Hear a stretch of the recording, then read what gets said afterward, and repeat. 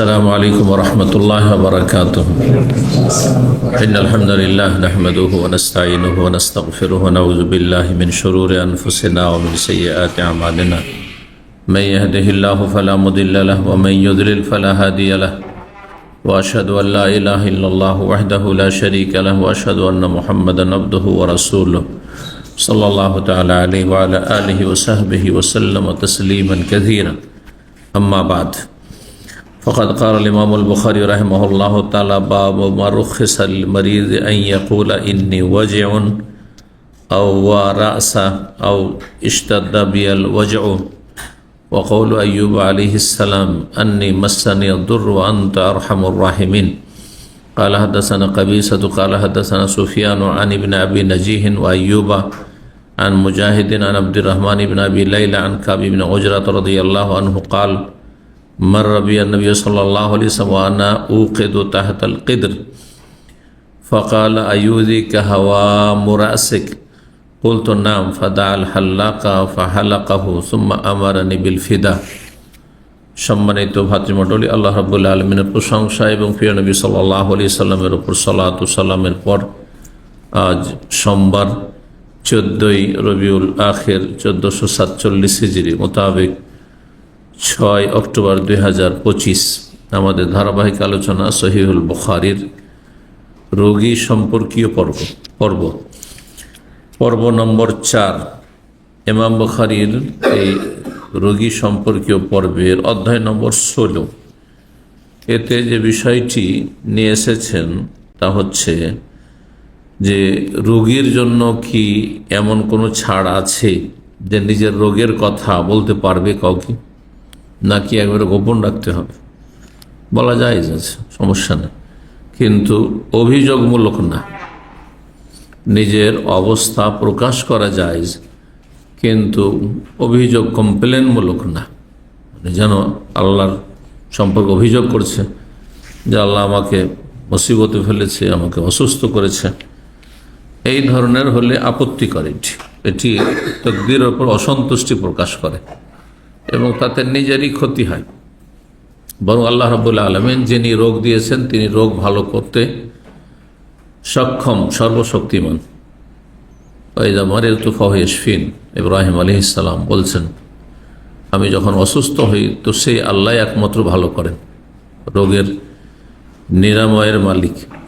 সুতরাং আপনি আল্লাহ রাব্বুল আলামিন সম্পর্কে সুধারণা রাখবেন যে আল্লাহ আমাকে ভালো করবেন, এবং পার্থিব যতটুকু চেষ্টা আছে আপনি চেষ্টা করবেন, দোয়ার চেষ্টা আল্লাহর কাছে, আল্লাহকে ডাকবেন আপনি, এবং চিকিৎসার চেষ্টা। আর যেসব চেষ্টা হয়ে থাকে, যেসব খাবার দাবার আপনার রোগ বাড়ায়, যেভাবে লাইফ স্টাইল হলে রোগ বাড়ে, সেগুলোতে বেঁচে থাকবে। এগুলো হচ্ছে রোগ মুক্তির উপায়। কিন্তু অভিযোগমূলক যাকে তাকে বলা, যেখানে সেখানে বলা, আর খুব নিজের কষ্ট প্রকাশ করা, এগুলি ভালো নয়, পছন্দনীয় নয়। তো বলছেন বাবু মা রুখিসা লিল মারিদ, এই অধ্যায় হচ্ছে যে ছাড় দেওয়া হয়েছে রোগী ব্যক্তিকে আইয়াকুলা, এ কথা বলা বা এ কথা বলতে, আন্নি ওয়াজিউন, যে আমি যন্ত্রণাগ্রস্ত, আপনার কোনো শারীরিক যন্ত্রণা আছে, কষ্ট আছে, আমি অসুস্থ, আমি কষ্ট পাচ্ছি, বলা যায়। আওয়ারা আসা, মাথায় ব্যথা, কোনো কোনো সময় ব্যথা, প্রচণ্ড ব্যথা হয়ে থাকে, মানুষ খুব বেশি কষ্ট পায়।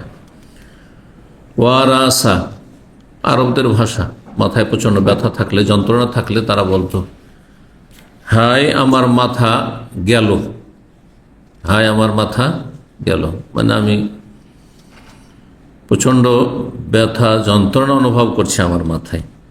আবিস্তাদ্দা বিয়াল ওয়াজউ, রোগ বৃদ্ধি পেয়েছে, আমার রোগ মারাত্মক আকার ধারণ করেছে বা খুব বেশি অসুস্থ হয়ে পড়েছি, এই কথাগুলি বলা জায়েজ। কিন্তু আজকাল যে সোশ্যাল মিডিয়াতে বলছেন এটা ভালো না। কি আলেম কি জাহেল সবাই, এলাম মাশাআল্লাহ অল্প কিছু ভালো আলেম আছেন যারা এসব করেন না, অসুস্থ হলে নিজের কথা প্রকাশ করেন না। আর তারপর আমাদের কিছু দিনই ভাইয়েরা তার সাথে রোগীর ছবি দিয়ে দিচ্ছে, এটা আরো বেশি লাগছে। এটা ভালো না, তার জন্য এটা ভালো না, আর তাকে যারা ভালোবাসে তাদের জন্য এটি জায়েজ না। আপনি একটা রোগী যখন থাকে, তার চেহারা শরীর মলিন থাকে, হ্যাঁ, মানসিক শারীরিক অবস্থা খারাপ থাকে, এই খারাপ ছবি কেন দিচ্ছেন আপনি? এটা ক্ষতি করছেন, তার কি করছেন আপনি? এটা খুবই খারাপ কাজ। এগুলো আমি ওসিয়ত করে রেখেছি আমার পরিবারকে, যে আমার অসুস্থতা, আল্লাহ না করে অসুস্থ হয়, তবে মরতে তো হবে একদিন। তারপরে মৃতদেহ দোয়া চাইছে, অমুক মারা গেছেন, মৃতদেহ মরা ছবি দিয়ে দিয়েছে। আউযুবিল্লাহ, আউযুবিল্লাহ। আল্লাহ হেফাজত করি সব অনিষ্ট থেকে। আল্লাহ না করে কোনোদিন মানুষের বিপদ আপদ হয়, কোন বিপদের ছবি, অসুস্থতার ছবি, দুর্ঘটনা অ্যাক্সিডেন্টের ছবি অথবা মৃতদেহের ছবি, এগুলো দিয়ে মানুষের কাছে দোয়া চাওয়া, এগুলো মূর্খদের কাজ, এগুলি গণ্ড মূর্খদের কাজ। এগুলো আমাদের দিনী ভাইদের কাজ নয়, এরা দিন বুঝেই নেই। জি, সারা দুনিয়া সব আপনার দোস্ত আছে নাকি? সবাই দোস্ত? কোন মানুষ পৃথিবীতে আছে যে সবাই তাকে ভালোবাসে? রাসূলুল্লাহ সাল্লাল্লাহু আলাইহি সাল্লামের দোস্ত ছিল, দুশমন ছিল? যদি সবচাইতে ভালো মানুষ পৃথিবীতে কেউ থাকেন তো তিনি মুহাম্মদ রাসূলুল্লাহ সাল্লাল্লাহু আলাইহি ওয়াসাল্লাম। হ্যাঁ, ইব্রাহিম খলিলুল্লাহ আলাইহিস সালাম, সবচাইতে ভালো মানুষ এই দুজন মানব জাতির ইতিহাস। তাদের দুশমনের অভাব ছিল। আল্লাহ কোরআনে বলছেন, ওয়া কাযালিকা জাআলনা লিকুল্লি নাবিয়্যিন আদুওয়ান। আমি এইভাবেই, এটি হচ্ছে আল্লাহর নীতিমালা দুনিয়াতে, জাআলনা লিকুল্লি নাবিয়্যিন, প্রত্যেক নবীর কি করেছি? আদুওয়ান, দুশমন তৈরি করেছি। সুবহানাল্লাহ, আল্লাহ বলছে আমি শত্রু তৈরি করেছি। তো আপনি বা আপনার ছবি দিয়ে দেওয়া হলো, আপনার সম্পর্কে রোগের গোটা দুনিয়ায় মুহূর্তের মধ্যে আপনি ফেসবুকে সারা দুনিয়া ছড়িয়ে পড়লো, ফ্রেন্ড টু ফ্রেন্ড, শুধু ফ্রেন্ড সার্কেলে নয়, যাদেরকে আপনি ফ্রেন্ড বানিয়েছেন তাদের মধ্যেও মেলা কেউ আছে বিদ্বেষী, আর ফ্রেন্ড থেকে কত ফ্রেন্ড চলে গেল, কত জায়গায় শেয়ার হয়ে গেল। অল্প কিছু লোক হয়তো দোয়া করছে, দোয়াও করে না, প্রচার করছে, দোয়া করে না। বল্লাহ, যারা প্রচার করে তারা নিজেরাই দোয়া করে না। এ কথা ভালো করে শুনলেন। যদি আন্তরিক হয় তাহলে সব প্রচার করবে, নিজেই দোয়া করবে। তারপর আপনার যন্ত্রণা, আপনার অসুস্থতা আপনার চেয়ে বেশি ভালো করে কেউ দোয়া করবে নাকি? হ্যাঁ, আপনি ভুক্তভোগী, আপনি অসুস্থ, আপনার দোয়া বেশি কার্যকর হবে, আপনার দোয়াতে বেশি আন্তরিকতা, ইখলাস আছে, নিষ্ঠা আছে। আল্লাহকে আপনি অন্তর থেকে ডাকছেন, নাকি পর কেউ ধার করে ও ডাকবে বেশি? আশ্চর্য বিষয়গুলি চিন্তাই করেন এগুলো ভাইরা। যেন শেখ সালেহ ফাজান, শেখ বিন ওসাইমিন, তাদের বেশ কিছু ফতোয়া সোশ্যাল মিডিয়াতে আরবিতে আছে। একজন বলছে যে আমি অসুস্থ, তাহলে আমি কি ভাইদের কাছে দোয়া চাইতে পারবো? না, চাইবেন না, স্পষ্ট বলছেন, না চাইবেন না। এই জন্য বলো, ভালো আলমের কেউ পরের কাছে দোয়া চাইবেন না। আরে পর হচ্ছে পর, আরে আপনি আপন, আপনি নিজে দোয়া করেন। যারা মানুষের কাছে দোয়া চাই তারা কখনো নিজের জন্য একবার মন লাগিয়ে দোয়া করে না, মেহনত করে দোয়া করে না।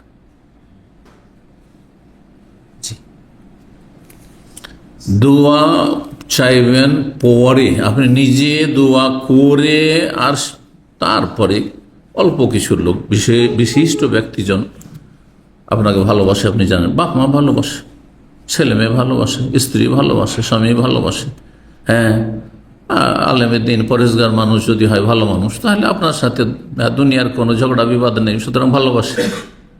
এইভাবে আপনি বিশিষ্ট জনের কাছে দোয়া চাইতে পারেন, যাত্রার কাছে দোয়া চাইবেন আপনি।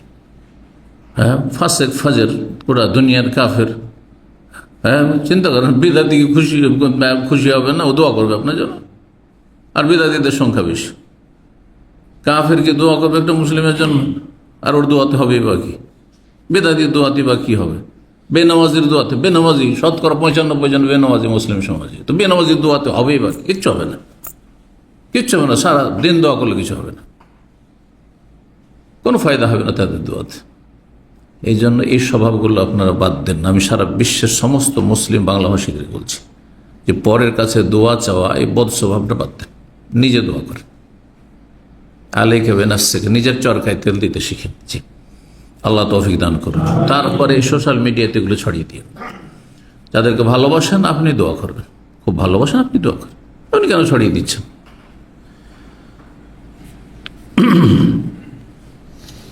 তো আইয়ুব আলাইহিসসালামের দোয়া আসছে। মানুষের কাছে দোয়া চাওয়ার বিষয়ে আরেকটি কথা এখানে বলি। আয়েশা রাদিয়াল্লাহু তাআলা নবী সাল্লাল্লাহু আলাইহি ওয়াসাল্লামের কত প্রিয়তম ছিলেন। যখন জিজ্ঞাসা করেন সবচাইতে প্রিয় ব্যক্তি কে, তখন নবী সাল্লাল্লাহু কি বলেছিলেন? কি বলেছিলেন? আগে আয়েশা রাদিয়াল্লাহু তাআলা বলেছেন। তারপর যখন জিজ্ঞাসা করেন না আসলে মহিলাদের সম্পর্কে বলছে না, পুরুষদের মধ্যে বলছে আবু হা, তার বাবা সবচেয়ে প্রিয়। আয়েশা রাদিয়াল্লাহু তাআলা ছেলে মেয়ে হয়, নিঃসন্তান ছিলেন না? ছিলেন না? ছিলেন কি ছিলেন না? নিঃসন্তান ছিলেন। তিনি ভালো করে জানছেন রাসূলুল্লাহ সাল্লাল্লাহু আলাইহি ওয়াসাল্লামের দোয়া কবুল হবেই। তিনি আমার স্বামী, হ্যাঁ, আমার সন্তান হওয়া মানে নবীর সন্তান হওয়া।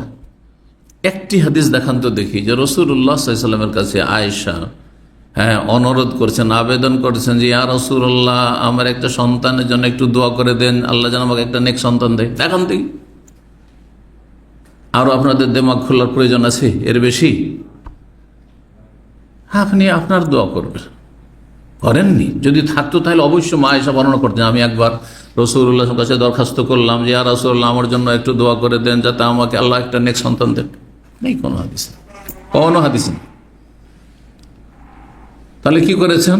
আল্লাহর কাছে আশা রেখেছেন। কি কথা বলবেন যে তিনি ছেলে মেয়ে চাইতেন না, সন্তান চাইতেন না? কোন পুরুষ মহিলা আছে যে বিবাহ হবে আর ছেলে মেয়ে চাইবেন না? ঠিক না? তো মনের আশা ছিল, হ্যাঁ, আল্লাহ সম্পর্কে সুধারণা ছিল যেটা আল্লাহ করবেন তাতে মঙ্গল আছে। দোয়াও নিজে করেছেন, ঠিক আছে। কিন্তু দোয়া করে আল্লাহ রাব্বুল চাননি, ছেলে মেয়ে হয়নি, সবর করেছেন। আচ্ছা, অনেকের ছেলে মেয়ে না হইলে এবার হাহাকার অবস্থা, ভেঙে পড়ে। আমি তো এমনও ভাই জানি যে আমার সামনে হাও মাও করে কান্না করেছে, বয়স হয়ে গেছে 50-এর পার হয়ে 60-এর কাছাকাছি বা 60, আর ছেলে মেয়ে হয়নি। 25-30 বছর হয়ে গেল বিয়ে শাদী হওয়া, ছেলে মেয়ে হয়নি। কি করে আমার বার্ধক্যে কি করে আমি চলবো এই বলে হাও মাও করে কান্না শুরু করেছে। কেন ভাই? সবর করুন আপনি। ফাসবির কামা সাবারা উলুল আজমি মিনার রাসূল, আপনার আগে আম্বিয়া রাসূলগণ সবর করেছেন। জি, সাহাবিয়া তারা সবর করেছেন। কাউকে আল্লাহ দিয়েছেন, কাউকে দেননি, কাউকে দিয়ে নিয়ে নিয়েছেন, সবাই সবর করেছেন বালা মুসিবত। জি, ঈমানকে সুন্দর করুন। জি, তো আইয়ুব আলাইহিসসালাম দোয়া করেছে। আইয়ুব আলাইহিসসালামকে তার সাথী সঙ্গীদের কাছে দোয়া চাইছেন যে আমার জন্য দোয়া করো, আমি খুব অসুস্থ হয়ে পড়েছি, অথচ মারাত্মক রোগে আক্রান্ত হয়েছেন তিনি, কিন্তু ঘৃণিত রোগে নয়। আইয়ুব আলাইহিসসালামের জীবনী সম্পর্কে বাংলায় যে বই আছে, গাঁজাখড়ি বইগুলো, জালিয়াতে ভরা বই। এমন হয়েছিল শরীরে পোকা হয়ে গেছিল আর শরীর সরে সরে পড়ে যাচ্ছিল, আউযু বিল্লাহ। আচ্ছা, এরকম যদি কেউ রুগ্ন হয় তো তাকে ছেড়ে মানুষ পালাবে না? একটি বিষয়। দ্বিতীয় বিষয় যে এই রোগটা ঘৃণিত রোগ না, আল্লাহর প্রিয় বান্দা, প্রত্যেক যুগের নবীরা সবচেয়ে বেশি আল্লাহর প্রিয়। তো আল্লাহর প্রিয় বান্দাকে আল্লাহ এমন রোগ দিবেন যেটা একবার ঘৃণিত রোগ, মানুষের ঘৃণা হয়, শুনলে একটা ঘৃণা হবে যে ওর শরীরে পোকা হয়ে গেছে, কাছে যাওয়া মুশকিল, যেতে চাইবে না আপনজন, ঠিক না? তাহলে এই কথাই প্রমাণ করে, এই যে আমি নিজের পক্ষে বলছি না, বিজ্ঞ মহাক্ক গবেষক আলেমদের কথা বলছি, যে এগুলি আইয়ুব আলাইহিসসালামের জীবনী সম্পর্কে জালিয়াতি সব, মিথ্যার ছড়াছড়ি। তাকে এমন রোগ হয়নি যেটা ঘৃণিত। দেখেন, মানুষের কারো যদি ধরেন হার্ট অ্যাটাক হয়, ঘৃণিত রোগ না, মারাত্মক রোগ। কিডনি ফেল, ঘৃণিত রোগ না, যে ওর পাশে কেউ বসবে না, তাই না? কিন্তু কুষ্ঠরোগ, শরীর পচে পচে পচে যাচ্ছে, পোকা হয়ে গেছে, অমুক হয়ে গেছে, ঘৃণিত রোগ। নবী রাসূলকে আল্লাহ ঘৃণিত রোগ দেবেন, অসম্ভব কথা। যদি এটা কোনো আয়াতে থাকতো তাহলে মেনে নিতাম, যদি কোনো হাদিসে থাকতো নবী সাল্লাল্লাহু আলাইহি ওয়াসাল্লাম বলেছেন আইয়ুব আলাইহিস সালামকে এমন রোগ হয়েছিল যেটা একবার এইরকম পছন্দ হয়ে নিয়েছিল, তাহলে মেনে নিতাম, কারণ এটি ওয়াহি, আল্লাহ এবং রসুলের কথা। কিন্তু না কোরআন আছে না হাদিস আছে, কিসে আছে? ইসরায়েলি ইহুদি নাসারাদের কিতাবে আছে। হ্যাঁ, যে তারা নবীকে যারও সন্তান বলতে দ্বিধা করেনি। ইহুদিরা ঈসা আলাইহিস সালামকে যারও সন্তান বলে, বুঝতে পেরেছেন না? ওজাইরকে আল্লাহর পুত্র বলে ইহুদিরা, খ্রিস্টানরা আল্লাহর পুত্র বলে, আল্লাহর স্ত্রী বলে নাউজুবিল্লাহ মারিয়ামকে, নাউজুবিল্লাহ। হ্যাঁ, তাহলে তারপরে সুলাইমান আলাইহিস সালামকে ইহুদিরা জাদুকর বলে, যে জাদুর বলে তার রাজত্ব চলত। তারা কি করেনি মানহানি করার ক্ষেত্রে? সব কিছুই করেছে। নবী রসুলকে খুন করেছে, কোরআনে আল্লাহ একাধিক জায়গায় বলেছে খুনই ছিল তারা। নবী রসুল সবচেয়ে ভালো মানুষদেরকে খুন করেছে তারা, ইহুদিরা। তো তাদের যে সব পুস্তক রয়েছে, জগা খিচড়ি পুস্তক, বিকৃত পুস্তক, মন গড়া পুস্তক, তাতে এইসব কিচ্ছা কাহিনী বিশ্বাস করে নেবেন আপনি? যে আইয়ুব আলাইহিস সালামের শরীরে পছন্দ হয়ে নিয়েছিল, আর পোকা হয়ে গেছিল, আর তারপরে সব ছেড়ে পালিয়ে গেছিল, ভাব মিথ্যা কথা। হ্যাঁ, তবে রোগ হয়েছিল, দুরারোগ্য রোগ, কঠিন রোগ, আর সেটা তারপরে 18 বছর ছিল, এইটাও জাল কথা। কোথায় আছে যে 18 বছর ছিল? আয়াত আছে, হাদিস আছে একটি, দেখান দিন। কত যে সংশোধনের প্রয়োজন রয়েছে আমাদের মুসলিম সমাজে। হ্যাঁ, জালিয়াতি আর জালিয়াতি, আকিদাতি জালিয়াতি, তো কিচ্ছা কাহিনী তো জালিয়াতি হবে, মাসলা মাসাইলে তো হালাল হারামে জালিয়াতি হবে। আল্লাহ বুঝার তৌফিক দান করেন। আইয়ুব আলাইহিস সালামের দোয়া, সূরা আম্বিয়া আয়াত নম্বর 83, এই জন্য এই কথাটি বললাম। তিনি দোয়া করেছেন আন্নি মাসানিয়া দুররু, আল্লাহ আমাকে রোগ স্পর্শ করেছে। দুর মানে ক্ষতি, রোগ ক্ষতি করে শরীরের। আমাকে অনিষ্ট বা রোগ কি করেছে? স্পর্শ করেছে, মানে রোগাক্রান্ত হয়ে গেছি, আমি অসুস্থ হয়ে পড়েছি। ওয়ান্তা আরহামুর রাহিমিন, তুমি দয়ালুদের সবচেয়ে বড় দয়ালু, সর্বাধিক দয়ালু। মা দয়া করে, বাবা দয়া করে, স্বামী দয়া করে, স্ত্রী দয়া করে, ছেলে মেয়ে দয়া করে, মায়া করে, সবাই করে। দুনিয়ার যে কেউ মায়া দয়া করুক না কেন, সবচেয়ে বড় মায়া এবং দয়া কার রয়েছে? রব্বুল আলামিনের, যিনি আরহামুর রাহিমিন। কত সুন্দর দোয়া, লম্বা দোয়া করেছেন। তাহলে দোয়ার জন্য একবারে ঘন্টার ঘন্টা দোয়া করতে হবে। হ্যাঁ, আর কোনো দোয়া বাদ দিবেন না এমন কথা নাই। দোয়া এখান থেকে যদি বের হয়, আর হালাল খান, হারাম খোর না হন, হারাম খাবেন না, বেঈমানি আত্মসাৎ করবেন না, জুলম অত্যাচার করবেন, মানুষের টাকা পয়সা মেরে রাখবেন না, সততা যদি থাকে, তো এই এক লাইনও নয় এই দোয়াটি। আন্নি মাসানি আদ-দুরর, আল্লাহ আমি রোগী হয়ে গেছি, অসুস্থ হয়ে পড়েছি, আর তুমি সবচেয়ে বড় দয়ালু। আল্লাহ ভালো করে দিলেন, ভালো হওয়ার ব্যবস্থা করে দিলেন। 5665 নম্বর হাদিস। এই আয়াত কেন নিয়েছেন ইমাম বুখারী রাহিমাহুল্লাহ? যে তিনি প্রকাশ করেছেন নিজের রোগের কথা, আল্লাহ আমি অসুস্থ হয়েছি। তার অসুস্থ হলে বলা যায়, এই না যে লুকিয়ে রেখে দিতে হবে, বলতে হবে, কিন্তু যাকে তাকে নাই। এই জন্য ভালো ভালো আলেমদের বড় বড় রোগ হয়েছে, কিন্তু নিজের পরিবারের সদস্যের বাইরে কেউ জানতো না। আল্লামা ইমাম শাইখুন বাজ রাহিমাহুল্লাহ ক্যান্সারে আক্রান্ত ছিলেন, ইন্তেকাল করেছেন ক্যান্সারে আক্রান্ত, ক্যান্সারে রোগী ছিল। তার স্ত্রী, ছেলে মেয়ে ছাড়া কেউ জানতো না, বাইরে কেউ জানতো না, বাইরের কেউ জানতো না। এটা হচ্ছে আছে আমাদের সালাফদের, আল্লাহর নেক বান্দাদের পরিচয়, যে নিজের কষ্টের কথা পরকে বলবেন না। আপনি যার কাছে আশা আছে যে সেই হিতাকাঙ্ক্ষী আপনার জন্য সত্যি অন্তরতে দোয়া করবে, তার আগে আপনি দোয়া করেন আগে। আইয়ুব আলাইহিস সালাম জনগণকে বলে বাড়াননি, কাকে বলেছেন? রব্বে, তার আগে রয়েছে রব্বে, আল্লাহ, রব আল্লাহ, আল্লাহকে বলেছেন। তা আল্লাহকে খুব বলেন, অসুবিধা নেই। আল্লাহকে আপনার অভাবের কথা, কষ্টের কথা, দুঃখের কথা, মানসিক, শারীরিক যা আছে, আর্থিক সব বলেন। কিন্তু মানুষকে বলে বেড়ান, ভাই পকেটে একটা পয়সা নেই, কি করে খাও ভাই, এত টাকা খরচ করে এসছি, বিদেশে এসছি, এখানে এসে চাকরি পাচ্ছি না, কি করে যে চলবে ভাই, হ্যাঁ দেশে গেলে কি যে করব, হ্যাঁ সম্পর্ক খারাপ হয়ে গেছে, কোম্পানি বন্ধ হইতে যাচ্ছে, কি যে হবে, এতে সর্বনাশ হয়ে যাবে, আল্লাহ সন্তুষ্ট হয়ে যাবে। এগুলো ভালো কাজ না। 5665 নম্বর হাদিস, কাব বিন উজরা রাদিয়াল্লাহু তাআলা আনহু বর্ণিত, তিনি বলেন, মাররা বিয়ান নবী সাল্লাল্লাহু আলাইহি ওয়াসাল্লাম, নবী সাল্লাল্লাহু আলাইহি ওয়াসাল্লাম আমার পাশ হয়ে অতিক্রম করলেন। হুদাইবিয়ার বছর ছিল, হুদাইবিয়ার সফর ছিল। ওয়ানা উকিদু তাহতাল কিদরে, সেই সময় আমি চুলহায় আগুন জ্বালাচ্ছিলাম।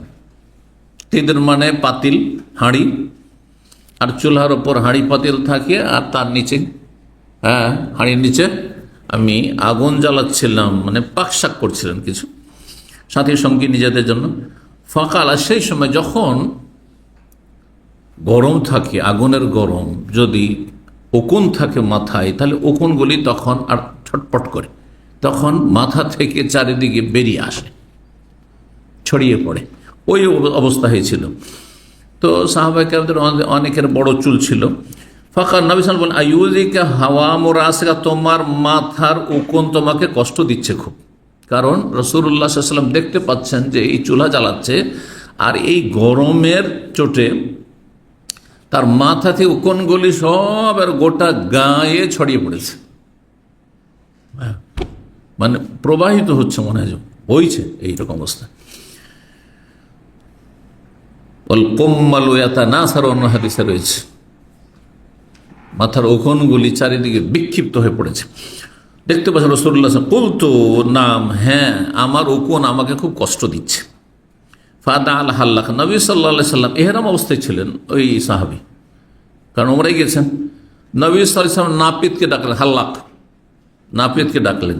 তাই আজ পর্যন্ত হাল্লাক শব্দটি আছে, কিন্তু আজকাল দোকানকে হাল্লাক বলছে, দোকান হাল্লাক নয়, দোকানের যে কর্মচারী তাকে হাল্লাক বলা হয়। দোকানকে বলতে মানে মাহাল হাল্লাকা, মাহাল মানে দোকান, হাল্লাকা মানে সেলুন দোকান।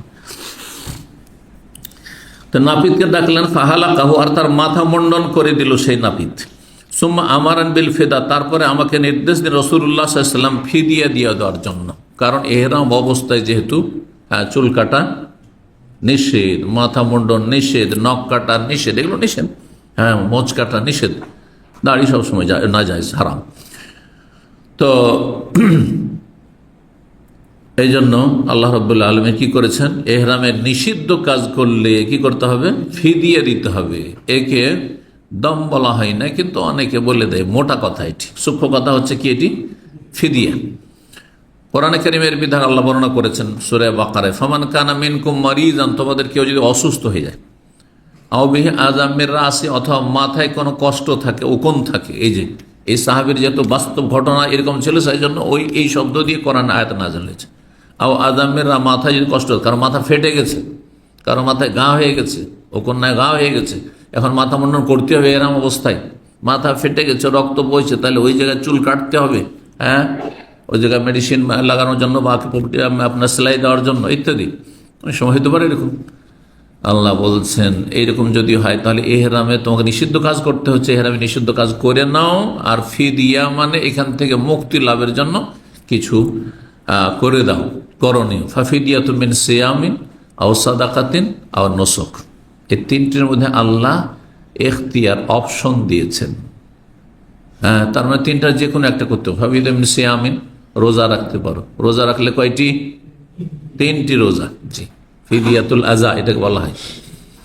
আর সিয়ামিন আও সাদাকাত, সাদাকা হলে 6 মিসকিনকে দিতে হবে আধসা করে, মানে তাহলে 3 সা, আর 3 3 9 কিলো মোটামুটি ধরে নেন।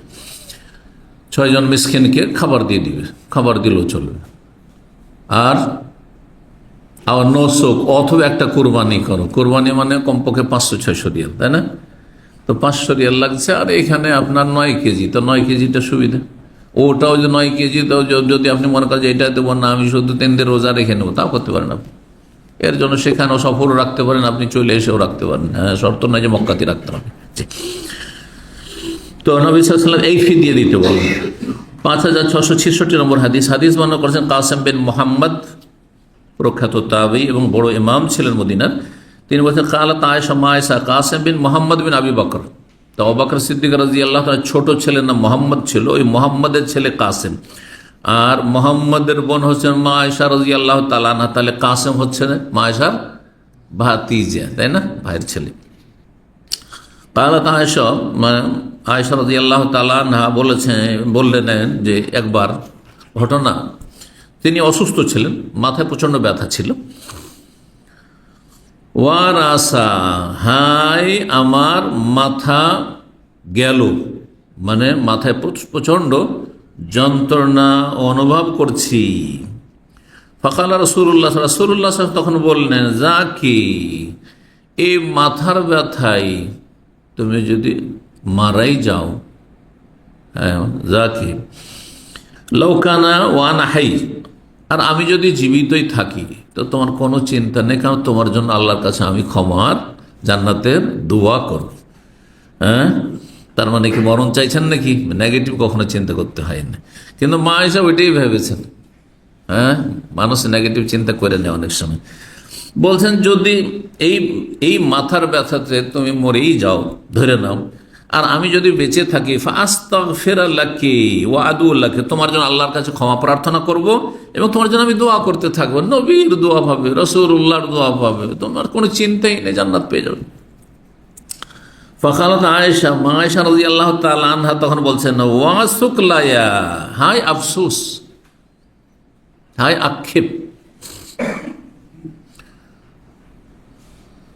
ওয়াল্লাহি আল্লাহর কসম করে বলছি, ইন্নী লা আযুন্নুকা তুহিব্বু মাউতি, আমার ধারণা আপনার সম্পর্কে যে আপনি আমার মরণকে পছন্দ করছেন, মরে যায় এটাই চাইছেন আপনি, না? অনেক সময় স্বামী স্ত্রীতে আবেগে এই ধরনের কথাবার্তা বলা বলি হয় না, হয় না? আমার ধারণা যে আপনি আমার মরণকে পছন্দ করছেন, ওয়ালাউ কানা যালিকা, আর যদি আমি মরেই যাই সত্যি, আর আপনি বেঁচে আছেন, থাকলেন, আর আমি মরে গেলাম, লা যালিলতা আখিরা ইয়াউমিকা মুআররিসান বিবাদি আজওয়াজি, তাহলে আপনার তো আমি শুধু না, আপনার আরও তো স্ত্রী আছে, সুতরাং আপনি দিন শেষে কোনো না কোনো স্ত্রীকে নিয়ে আপনি কি করবেন? রাত্রি যাপন করবেন। আপনি শোক করবেন না, আপনার শোক হবে না, আপনি দিন শেষ হতেই, দিন শেষ হবে না, দিন গেলেই, যে দিনে মারা যাবো, রাত্রে আপনি অন্য বিবিকে নিয়ে আপনি আমোদ ফুর্তি করতে থাকবেন।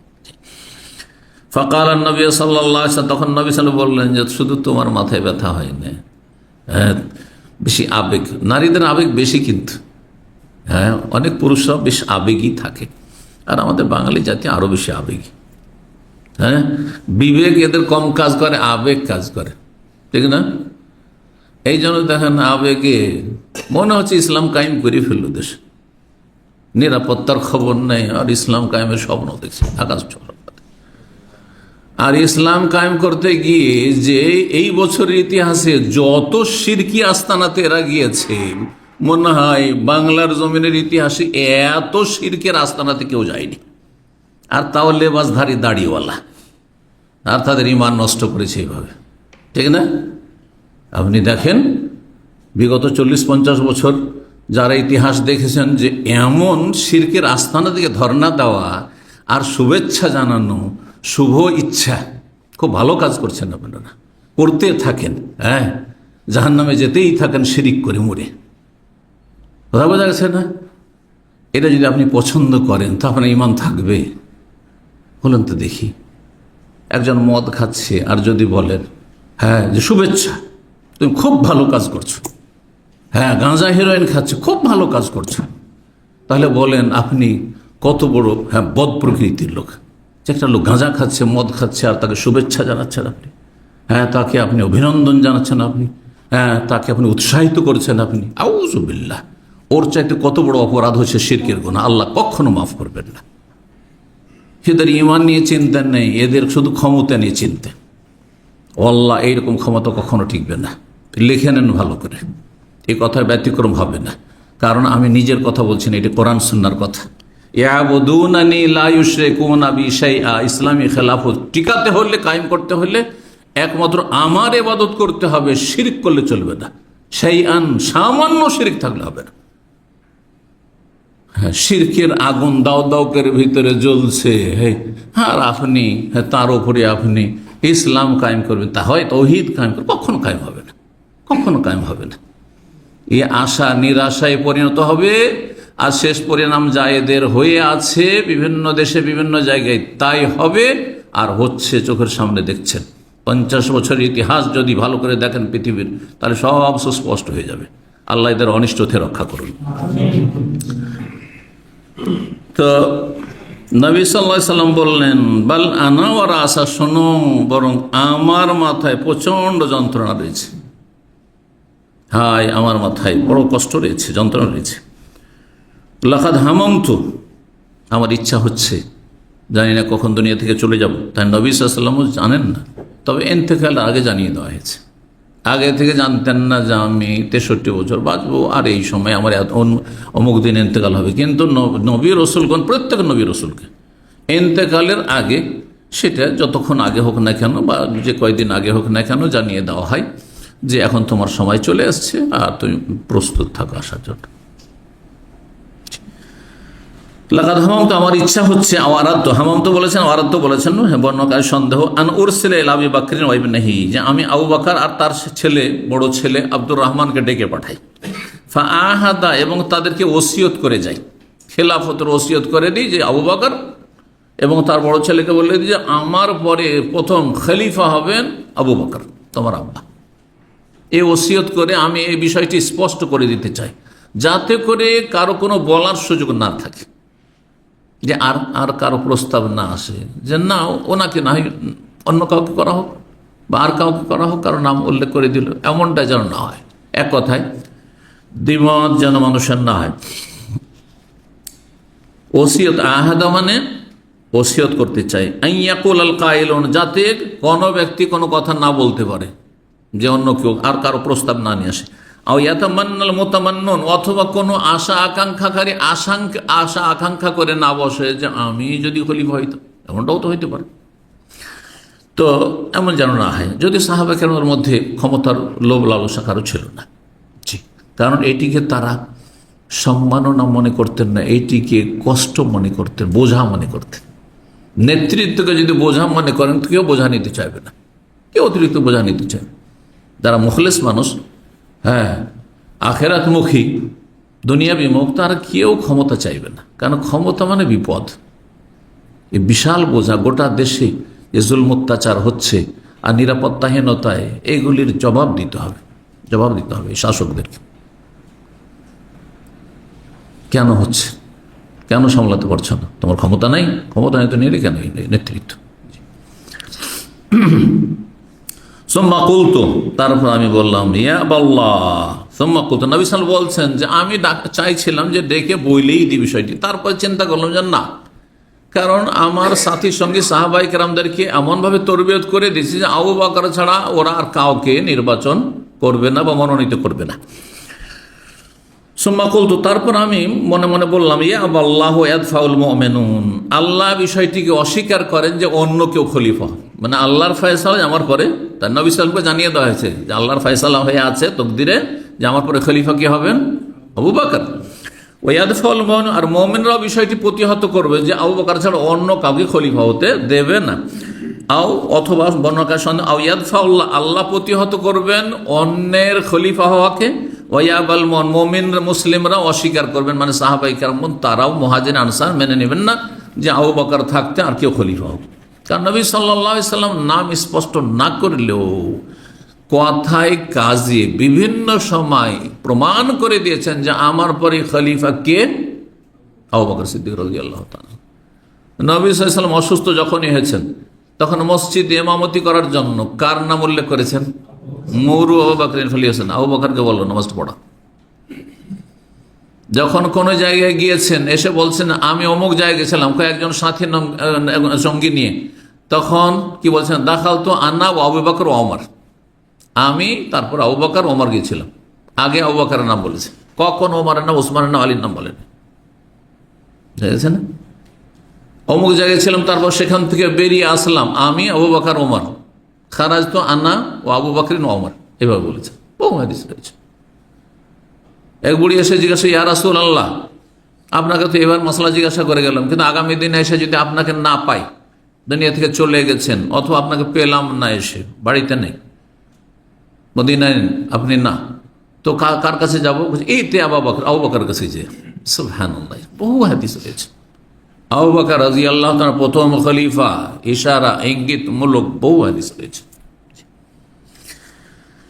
তো এই ছিল হাদিস। 5667 নম্বর হাদিস বর্ণনা করছেন ইবনে মাসউদ রাদিয়াল্লাহু তাআলা আনহু বলছেন, দাখালতু আলা নবী সাল্লাল্লাহু আলাইহি ওয়াসাল্লামের কাছে আমি প্রবেশ করলাম, ওয়া হুয়া ইউআকু, সেই সময় নবী সাল্লাল্লাহু আলাইহি ওয়াসাল্লাম জ্বরে আক্রান্ত ছিলেন। হাদিসটি কয়েকবার এসেছে।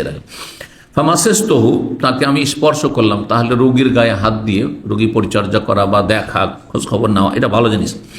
তবে রোগীর কাছে বেশিক্ষণ বসে থাকতে হবে না, যেটা বিরক্তিকর হইতে পারে। ধর্ণা দিতে হবে না, রোগীর বাড়িতে গিয়ে চা পানি করার জন্য বসে থাকতে হবে না, এই সুযোগ দিতে হবে না, তাড়াতাড়ি উঠে পড়তে হবে।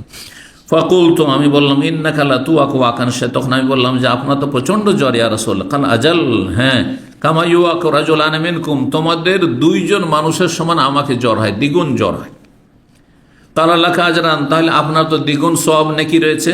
কালাম, হ্যাঁ, যেমন যার কষ্ট তেমন তার নেকি।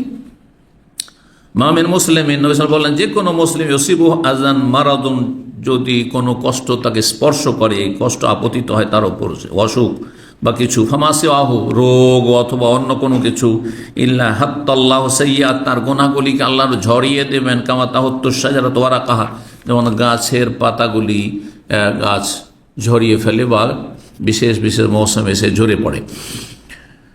আমির বিন সাদ বিন আবি ওয়াক্কাস রাদিয়াল্লাহু তাআলা আনহু, তার পিতা থেকে বর্ণনা করেছেন সাদ বিন আবি ওয়াক্কাস থেকে, জাআনা রাসূলুল্লাহ সাল্লাল্লাহু আলাইহি ওয়াসাল্লাম ইয়াউদুনি, রাসূলুল্লাহ আমাদের কাছে আসলেন আমার খোঁজ খবর নেওয়ার জন্য, মিন ওয়াজাইন, আমার অসুস্থতায়। সাদ বিন আবি ওয়াক্কাস খুব অসুস্থ হয়ে গেছিলেন মক্কায় গিয়ে, তো তাকে দেখতে আসলেন। ইশতাদ্দা বিয়া জামানা হাজ্জাতিল ওয়াদাই, এই যে এখানে স্পষ্ট করেই দিয়েছে হাদিস, অন্য হাদিসের কথাটি আসেনি। বিদায় হজের সময়কালে আমার রোগ মারাত্মক আকার ধারণ করেছিল, মানে একবারে মরমর অবস্থা। অন্য রিওয়ায়াতে রয়েছে আশফাইত আলাল মউত, আমি মানে শেষ অবস্থায় মরণের ধারে পৌঁছে গেছিলাম, কাছে পৌঁছে গেছিলাম। ফাকুলতু, তখন আমি বললাম, বালাগা বিয়া মিনাল ওয়াজে মা তারা, আমার রোগের অবস্থা তো আপনি দেখতে পাচ্ছেন যে মারাত্মক আকার ধারণ করেছে। ওয়ানা জুমালিন, আমি হচ্ছি বিত্তবান মানুষ, অনেক ধন সম্পদ আছে। ওয়ালা ইয়ারিসুনি ইল্লা ইবনাতুল্লি, আমার একমাত্র কন্যা ছাড়া কেউ আমার উত্তরাধিকারী নাই। আফা আতাসাদ্দাকু বিসুলুসাই মালি, তাহলে আমার ধন সম্পদের 2/3 অংশকে দান সাদকা করে দেব, অন্যরা ওসিয়ত করে দেব। ওসিয়ত এখানে সাদকা ওসিয়তের অর্থে রয়েছে। কাল আল্লাহ, সুস্থ অবস্থায় মানুষ যখন সুস্থ থাকে তখন যদি মনে করে যে আমি পুরো দান করবো, জায়েজ আছে, যদিও কিছু রাখা ভালো, ছেলে মেয়েদের জন্য, পরিবারের জন্য, আত্মীয় স্বজনের, যেটা বেশি ভালো। কিন্তু ওসিয়তের ক্ষেত্রে 1/3, ওসিয়তের সম্পর্ক হচ্ছে ইন্তেকালের সাথে, যে আমার ইন্তেকালের পরে এতটা জমি জায়গা বা এত টাকা পয়সা কোনো ব্যক্তিকে দিয়ে দিও, অথবা কোনো প্রতিষ্ঠানের, মসজিদে, মাদ্রাসায়, এতিমখানায়, অমুক জায়গায়, ইসলামী সেন্টারে দিয়ে দিও। এটা 1/3 অংশের বেশি করা যায় না, 1/3 অংশ অনেক বেশি। জি, কারণ মানুষ যখন অসুস্থ হয় তখন হতে পারে কারো উপরে অসন্তুষ্ট আছে, এই আশঙ্কা আছে। অসন্তুষ্ট থাকার কারণে সব ধন সম্পদ দান করে চলে যায়, কিন্তু সুস্থ সময় অসুবিধা নেই। আপনি যৌবনকাল আছে, সুস্থতা আছে, এমন কোনো মারাত্মক রোগ নাই যে মরে যাবেন ভাবছেন, আর স্পষ্ট কারোর সাথে কোনো শত্রুতাও নাই যে ছেলেকে দেখতে পারি না বা মেয়েকে দেখতে পারি না, সেজন্য তাকে বঞ্চিত করার উদ্দেশ্য, এর কোনো অসৎ উদ্দেশ্য নেই। আপনি সব দান করছেন, জায়েজ আছে। আবু বকর সিদ্দিক রাদিয়াল্লাহু সব দান করেছেন না, ওমর রাদিয়াল্লাহু অর্ধেক দান করেছেন না, তাহলে বোঝা গেল যে জায়েজ আছে, জায়েজ আছে। কিন্তু ওসিয়তের ক্ষেত্রে 1/3 অংশ, আমার মরার পরে এতটা দিয়ে 1/3, 1/3 দিতে পারেন, তার বেশি না। তো আমি কি 2/3 অংশ দান সাদকা করতে পারবো, ওসিয়ত করতে পারবো? কাল আল্লাহ না। কুলতুফা বিশ্বাত, তাহলে অর্ধেক। কাল আল্লাহ না। কুলতু আসলস, 1/3 অংশ। কাল আসলস কাসির, 1/3 অংশ অনেক বেশি। কারণ ইন্নাকা আনতাদা ওয়ারাসাতাকা আগনিয়া খায়রুম মিন আনতাজারহুম আলাতান ইয়াতাকাফফুনা আন-নাস, তুমি যদি তোমার উত্তরাধিকারীদেরকে বিত্তবান ছেড়ে যাও, সচ্ছল অবস্থায় রেখে যাও, এটি বেশি ভালো, উৎকৃষ্ট কিসের থেকে? মিন আনতাজারহুম আলাতান, তাদেরকে অভাবে রেখে যাওয়ার চাইতে। আপনি মারা গেলেন আর আপনার ছেলে মেয়ে পরিবার অভাবে খেতে পাচ্ছে না, আর মানুষের দ্বারস্থ হতে হচ্ছে, এর চাইতে অনেক ভালো যে তাদের জন্য কিছু সম্পদ আপনি রেখে যেতে বলেন, এটা বেশি উত্তম। এই জন্য তাদের খাওয়া খরচ কিছু রেখে তারপরে তুমি ওসিয়ত করো বা দান সাদকা করো। তো ইয়াতাকাফফুন, এমন না হয় যে তারা মানুষের কাছে কি হচ্ছে? মানুষের দ্বারস্থ হচ্ছে। কাফুন মানে হাত, মানে হাত বাড়াচ্ছে, হাত সম্প্রসারিত করছে যে আমাদেরকে ভিক্ষা দেন, সাহায্য করেন, এরকম যেন আপনার ছেলে মেয়েকে না বলতে হয়। ওয়ালান্তুন ফেখা নাফাকাতান, আর মনে রেখো যে ছেলে মেয়েদের জন্য জমি জায়গা রেখে গেলে বা ধন সম্পদ রেখে গেলে যে নেকি হবে না, এমন কথা নেই। হবে যদি আপনি ফরজ জাকাত আদায় করেন আর বাবা মায়ের হক আছে, তারপরে যেসব ফরজ হক রয়েছে সেগুলি খরচ খরচা করে আপনি যদি সম্পদ রেখে যেতে পারেন, জায়েজ আছে, জায়েজ আছে। ওয়ালান্তুন ফেখা নাফাকাতান, যে কোনো তুমি ব্যয় করবে তাবতাগি বিহা ওয়াজহাল্লাহ, আর তার মাধ্যমে যদি আল্লাহ সন্তুষ্টি কামনা করো, আল্লাহ সন্তুষ্টি কামনা করো, ইল্লা উজিরতা আলাইহা, তাহলে তাতে তোমাকে প্রতিদান দেওয়া হবে। স্ত্রীর ভরণ পোষণ চালাচ্ছেন, মাসের মাসে আপনি এখান থেকে আপনি খরচ খরচা পাঠাচ্ছেন, হ্যাঁ, ছেলে মেয়েদের আপনি লেখাপড়া করাচ্ছেন, ছেলে মেয়েদের পরিচর্যা করছেন, মেহনত করছেন, পরিশ্রম করছেন তাদের জন্য, হ্যাঁ, কষ্ট করছেন, আপনি বিদেশে আছেন, এই যে প্রবাস জীবন, এতে নেকি পাবেন আপনি। কিন্তু নেকির নিয়ত থাকতে হবে, মানবতার জন্য করছি, ছেলে মেয়েদের মায়া মমতাই করছি, তাহলে কিচ্ছু পাবেন না। কার জন্য করছি? আল্লাহ সন্তুষ্টির জন্য। আল্লাহ আমার ফরজ করেছে আমার স্ত্রী খেয়ে দিতে হবে, এটা ফরজ না হলে আল্লাহর কাছে ফেঁসে যাবো, জাহান্নামে যেতে হবে। স্ত্রীর ভরণ পোষণ না দিলে, ছেলে মেয়ের ভরণ পোষণ যদি না দিত, জাহান্নামে যেত আমাকে। জি, বাবা মা বৃদ্ধ হয়েছে, কত কষ্ট করে মানুষ করেছে, তাদের অভাব রয়েছে, সুতরাং তাদের খরচ খরচা যদি আমি না দিত, আমি জাহান্নামে যাব। এই জন্য আল্লাহ সন্তুষ্টির জন্য দিচ্ছে, পরকালে মুক্তির জন্য দিচ্ছে, তাহলে নাকি পাবেন। এমনকি তোমার স্ত্রীর মুখে যা কিছু তুলে দিচ্ছ, মানে তার যে খরচ খরচা দিচ্ছ, ভরণ পোষণ, তাতেও নেকি রয়েছে। 17 নম্বর অধ্যায় বলছেন বাবু কৌলিল মারিজ। এই অধ্যায় হচ্ছে রোগী ব্যক্তির, হ্যাঁ, এই কথা বলা। রোগী যদি এমন কোনো কথা বলে তো সেটি জায়েজ কিনা, হ্যাঁ, বিরক্তি বোধ করলে বলতে পারে। কি বলা? কুমু আন্নি, আমার থেকে তোমরা চলে যাও। রোগী যখন খুব শারীরিক মানসিক যন্ত্রণায় থাকে তখন খিটখিটে মেজাজ হয়ে যায়। আপনারা বুঝেন কিনা, অসুস্থ হলে মানুষের মেজাজটা কেমন হয়ে যায়? খিটখিটে হয়ে যায়, একটুতে রেগে যায়, অশান্তি অনুভব করে। তো এই জন্য বিরক্ত করতে নেই। তো রোগী যদি বিরক্ত হয়ে বলে, হ্যাঁ, যে তোমরা এখান থেকে চলে যাও, হ্যাঁ, তোমরা এখান থেকে উঠে যাও, তো জায়েজ, বলতে পারে, কষ্ট দিয়ে না তাকে। 5669 নম্বর হাদিস। হাদিস বর্ণনা করছেন সাহাবী ইবনে আব্বাস রাদিয়াল্লাহু তাআলা আনহুমা, বলছেন লাম্মা হুযিরা রাসূলুল্লাহ সাল্লাল্লাহু ফিল বাইতি রিজালুন, যখন রাসূলুল্লাহ সাল্লাল্লাহু আলাইহি ওয়াসাল্লাম মৃত্যুর মুহূর্ত ঘনিয়ে আসলো, হাজারাহুল মউত, ইন্তেকালের সময় ঘনিয়ে আসলো, বাড়িতে বেশ কিছু পুরুষ লোকেরা ছিল, পরিবারের আত্মীয় স্বজন, চাচা যেমন আব্বাস, হ্যাঁ, তারপরে ইবনে আব্বাস যত ভাই, এক কথায় নিকট আত্মীয় যারা, তাদের বাড়িতে কিছু পুরুষ লোক ছিল। ফিহিম, তাদের মধ্যে ছিলেন অন্যতম ওমর ইবনে খাত্তাব রাদিয়াল্লাহু তাআলা, শ্বশুর, যেহেতু হাফসা রাদিয়াল্লাহু তাআলা আনহার বাবা ওমর রাদিয়াল্লাহু তাআলা, তিনিও ছিলেন। নবী সাল্লাল্লাহু আলাইহি ওয়াসাল্লাম বললেন একটি কথা, কি? হালুম্মা, তোমরা নিয়ে আসো, আক্তুবু লাকুম কিতাবান, বা আসো তোমরা সবাই, তোমাদের জন্য একটি আমি লিখনি দিয়ে যাই, একটা কিছু লিখে দিয়ে যাই, ওসিয়তনামা, কি? লা তাযিল্লু বাদাহু, তারপরে তোমরা আর বিভ্রান্ত হবে না খেলাফতের ব্যাপারে। আমি লিখে দিয়ে চলে যাই যে আমার পরে খলিফা অমুক হবে, তাহলে এই বিষয়ে আর তোমরা বিভ্রান্ত হবে না, হ্যাঁ, একে করি নয় ওকে করি, একে বানাই খলিফা, ওকে বানাই, এরকমটা যেন না হয়। প্রথম নবী সাল্লাল্লাহু আলাইহি ওয়াসাল্লাম এই কথাই বলেছিলেন, জি, অসুস্থ অবস্থায়। ওমর রাদিয়াল্লাহু তাআলা দেখলেন যে নবী সাল্লাল্লাহু আলাইহি ওয়াসাল্লাম প্রচণ্ড অসুস্থতে আছেন, আর বড়ই কষ্ট হচ্ছে তার, এই অবস্থায় লেখালেখির কোনো প্রয়োজন নেই।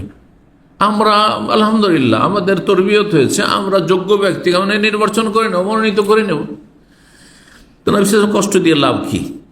তো তিনি একটা মন্তব্য করলেন, ইন্নান নবী সাল্লাল্লাহু আলাইহি ওয়াসাল্লাম কাদ গালাবা আলাইহিল ওয়াজাউ, নবী সাল্লাল্লাহু আলাইহি ওয়াসাল্লামের রোগ মারাত্মক আকার ধারণ করেছে, রোগ যন্ত্রণা তীব্র হয়ে গেছে।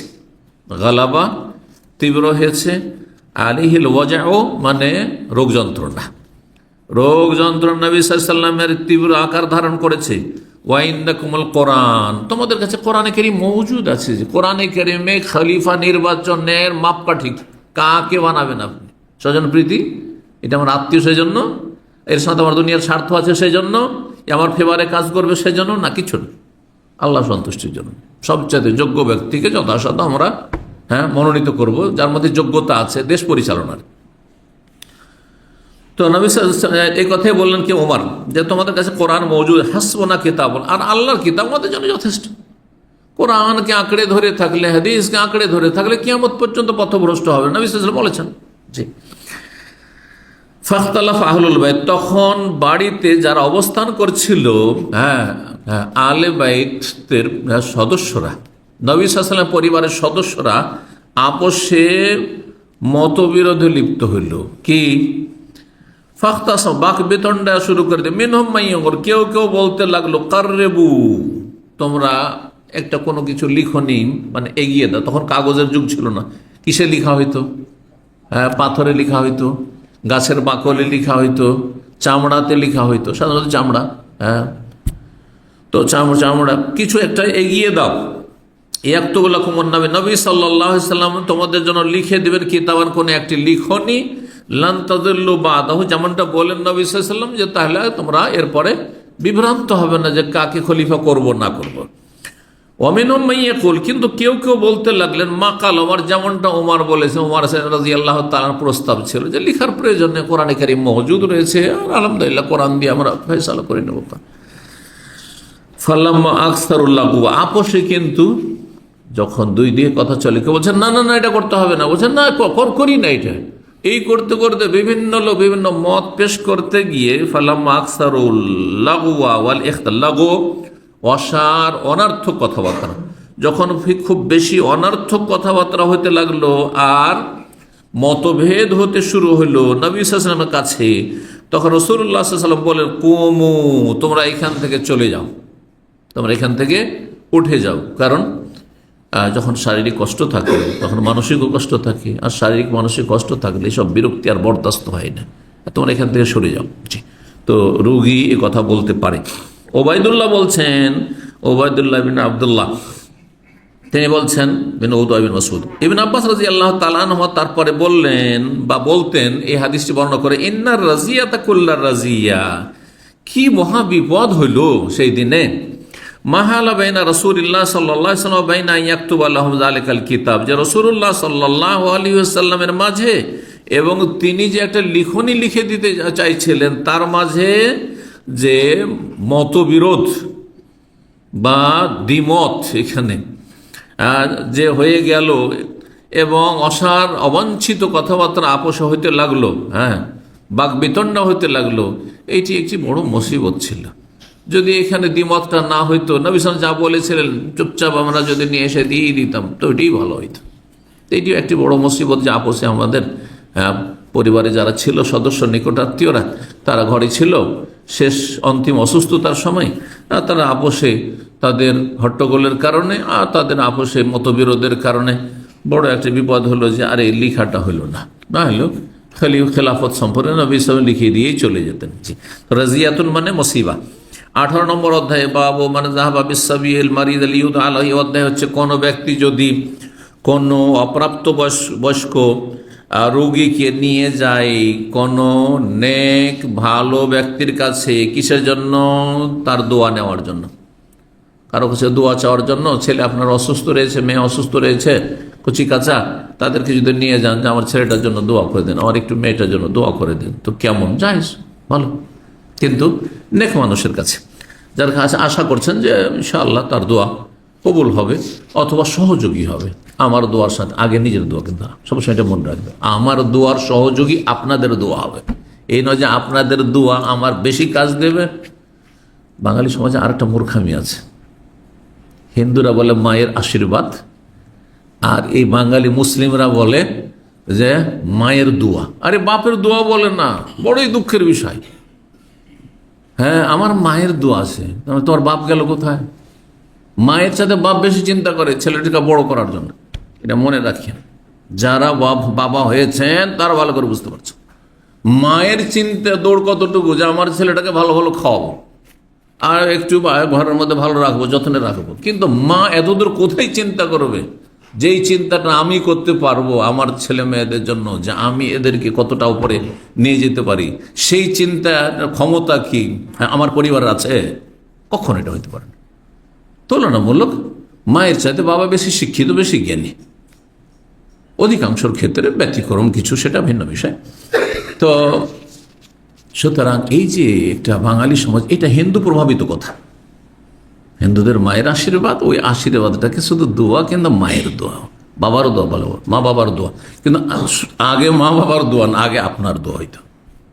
এইখানেও মনে রাখেন, শুধু মায়ের দোয়াই পার হয়ে গেলেন, বাপের দোয়াই পার হয়ে গেলেন, আমার বাবার দোয়া আছে, আমার মায়ের দোয়া আছে, আরে তোমার দোয়া কোথায়?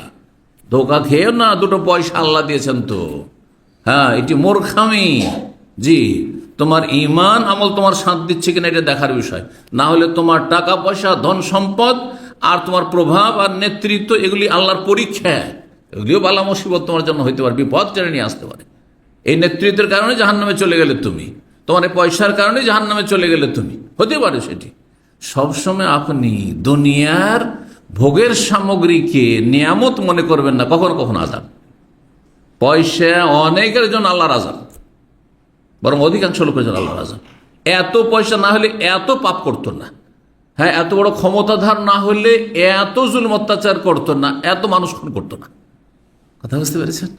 ক্ষমতায় গিয়েছে বলেই তো এত মানুষকে খুন করেছে, হ্যাঁ, বা এত জুলম অত্যাচার চালিয়েছে, আর এত নির্দোষী লোককে ভিতরে ঢুকিয়েছে, আর তাদের নির্যাতন করেছে। হ্যাঁ, তাহলে চিন্তা করুন তো দেখি, তো এই ক্ষমতা না পেলে তো ভালো ছিল, এই গুণাগুলি দিয়ে বেঁচে থাকতে পারত। অনেকে আছেন যখন পয়সা ছিল না সোজাই চলত, পয়সা হয়েছে খারাপ হয়ে গেছে। পয়সা ছিল না, নিয়মিত তারা দিন শিখত এখানে। এখন পয়সা হয়ে যাওয়ার পরে তাদের বছরে একবার দেখা করার সুযোগ হয়নি। জি, মাসে জানার কোনো সুযোগ নেই তাদের। অনেকে তো দিন থেকে ইবাদত বন্দেগী থেকে বেরিয়ে গেছে। বুঝতে পেরেছেন? আমি এইরকম বহু চেনি, বলছি আমাদের ছাত্রদের মধ্যেও আছে। তো সুতরাং কখনো প্রতারিত হবেন না যে অমুককে আল্লাহ পয়সা দেয়। পয়সা এমন কিছুই না, নেতৃত্ব এমন কিছু নাই। হ্যাঁ, অল্প কিছু লোকের জন্য নিয়ামত হইতে পারে। হ্যাঁ, যাদের চরিত্র দাউদ সুলাইমান আলাইহিস সালামের মতো, মুহাম্মদ রাসূলুল্লাহ সাল্লাল্লাহু আলাইহি ওয়াসাল্লাম, যারা আম্বিয়া রাসূলের অনুসারী, কিন্তু অধিকাংশ লোক তাদের অনুসারী নয়। সুতরাং তাদের জন্য এগুলি আল্লাহর আযাব, আল্লাহর আযাব। নেতৃত্ব আল্লাহর আযাব, পয়সা আল্লাহর আযাব, এগুলি আল্লাহর পরীক্ষা, বালা মুসিবত। হ্যাঁ জি, অভাবে মানুষ আল্লাহকে বেশি ডাকে, মাঝে মাঝে একটু কষ্ট হইলে, অসুখ বেশি করে আল্লাহকে বেশি ডাকে। কিন্তু যখন দুনিয়ার ভোগের সামগ্রী বেশি হয়ে যায় তখন আল্লাহকে ভুলে যায়, অধিকাংশ আল্লাহকে ভুলে যায়। তো কি করে সেটাকে নিয়ামত মনে করছেন আপনি? তার মানে আপনার টার্গেটই দুনিয়া, শুধু আখিরাত নয়। চোখের মরণের পরে যে আসল জগৎ, সেই জগৎ সম্পর্কে আপনি তাহলে আপনার কোনো কর্মসূচি নেই, চিন্তাই নেই। তাহলে আপনার বিষয়গুলি বোঝার চেষ্টা করবেন, আল্লাহ যেন তৌফিক দান করে। জি, কারণ আমাদের দুনিয়া এখনই শেষ হয়ে যেতে পারে, শেষ এখনই, কথা বলতে বলতে শেষ হচ্ছে। ও চোখের সামনে দেখছেন না, ও পরের হচ্ছে, আপনার হবে না, আমার হবে না, একসময় আপনার হবে, আমার হবে। আল্লাহ বোঝার তৌফিক দান করেন। তো কোন সাধারণত বাচ্চাদেরকে নিয়ে যায়, সেজন্য বাচ্চাদের কথা বলা হয়েছে। বড় ব্যক্তিকে নিতে পারেন আপনি, সব আলো, তাকেও নিয়ে যেতে পারেন। হ্যাঁ, কিন্তু বাচ্চাদেরকে নিয়ে যেতে হয়, বড়দেরকে নিতে হয় না, হয়তো নিজেই চলে যায়, সেজন্য এখানে অধ্যায় বলা হয়েছে। 5670 নম্বর হাদিস বর্ণনা করছেন সাইব রাদিয়াল্লাহু তাআলা আনহু। তিনি বলছেন, যাহাবাত বি খালাতি ইলা রাসূলিল্লাহ, আমার খালা আমাকে নিয়ে গেলেন রাসূলুল্লাহ কাছে, গিয়ে বললেন, ইয়া রাসূলুল্লাহ, ইন্না ইবনা উখতি ওয়াজিউন, আমার বোনের ছেলেটি বড় অসুস্থ রয়েছে। ফামাসাহা রাসি, সাহেব বলছেন যে আমার মাথায় হাত বুলিয়ে দিলেন রাসূলুল্লাহ ওয়া দালি বিল বারাকা, বরকতের দোয়া করে দিলেন।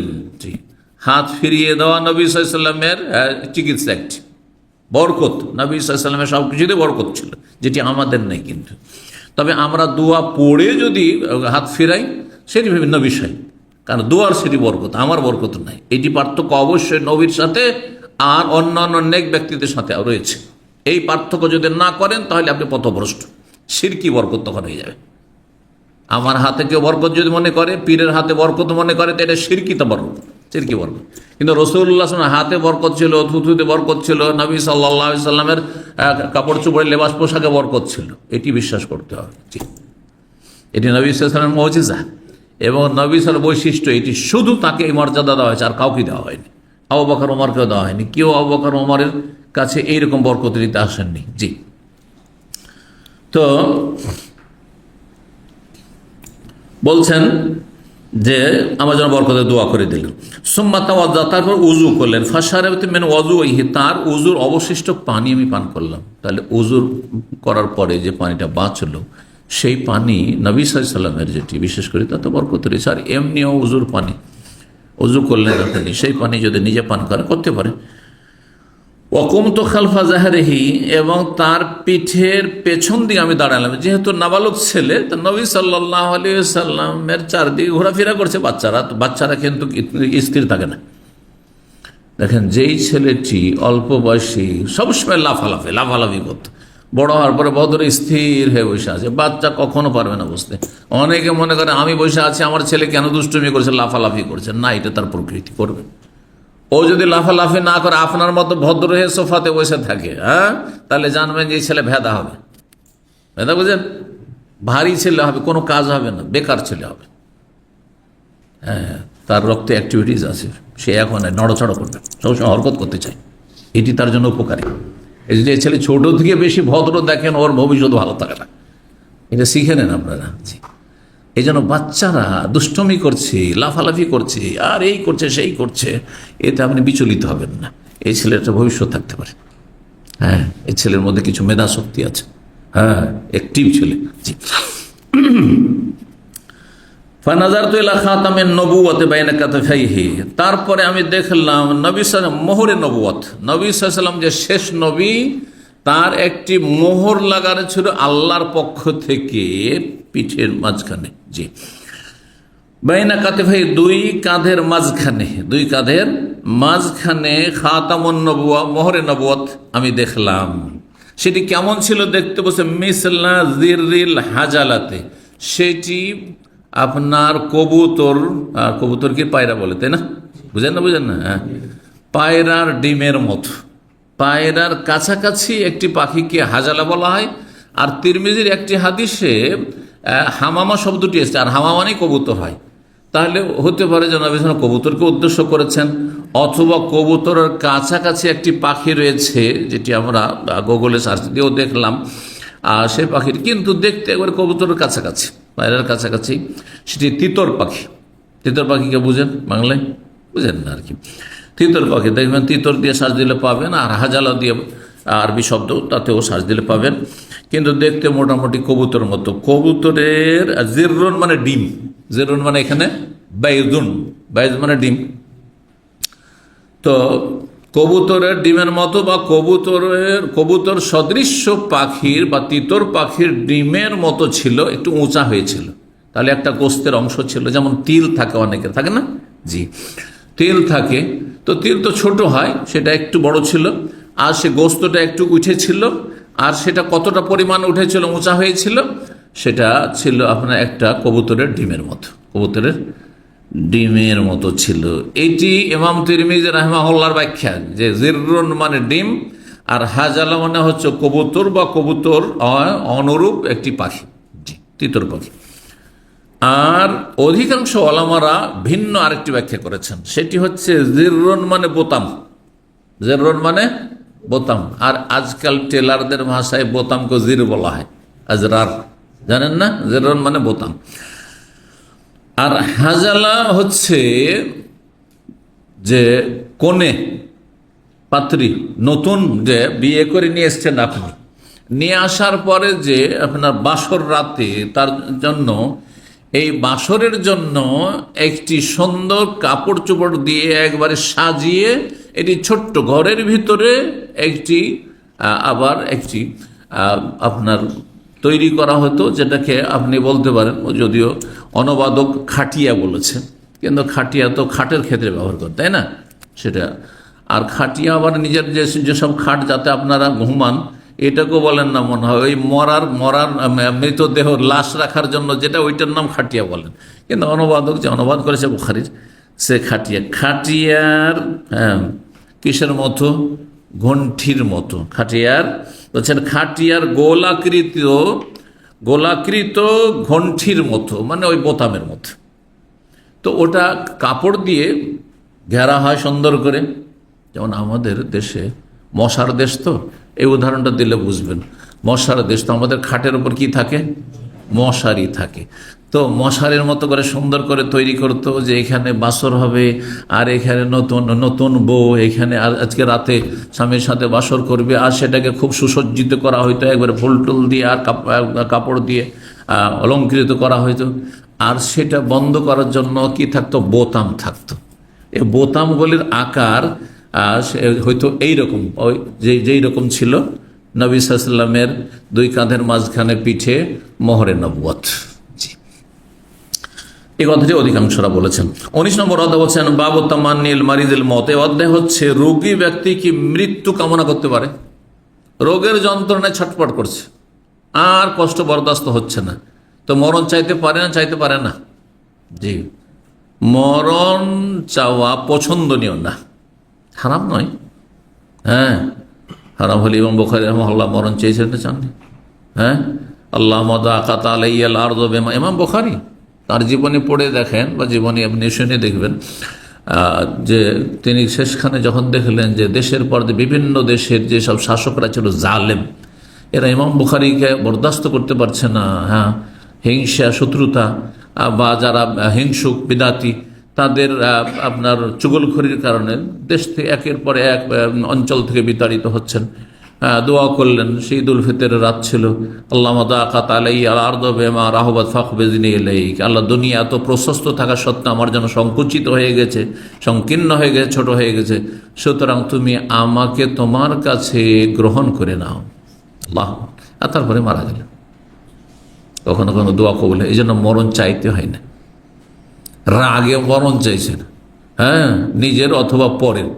আর হতে পারে সেই সময় দোয়াটি কবুল হয়ে গেছে। অনেক মূর্খ মহিলার আমাদের সমাজে আছে, বাচ্চা খুব দুষ্টামি করছে, খুব যেমন দুষ্টামি করছে, আর আছাড় খেয়ে নিয়েছে, মর মর, তুই মর, বাঁচলি কেন, তুই মরে যেতে পারে।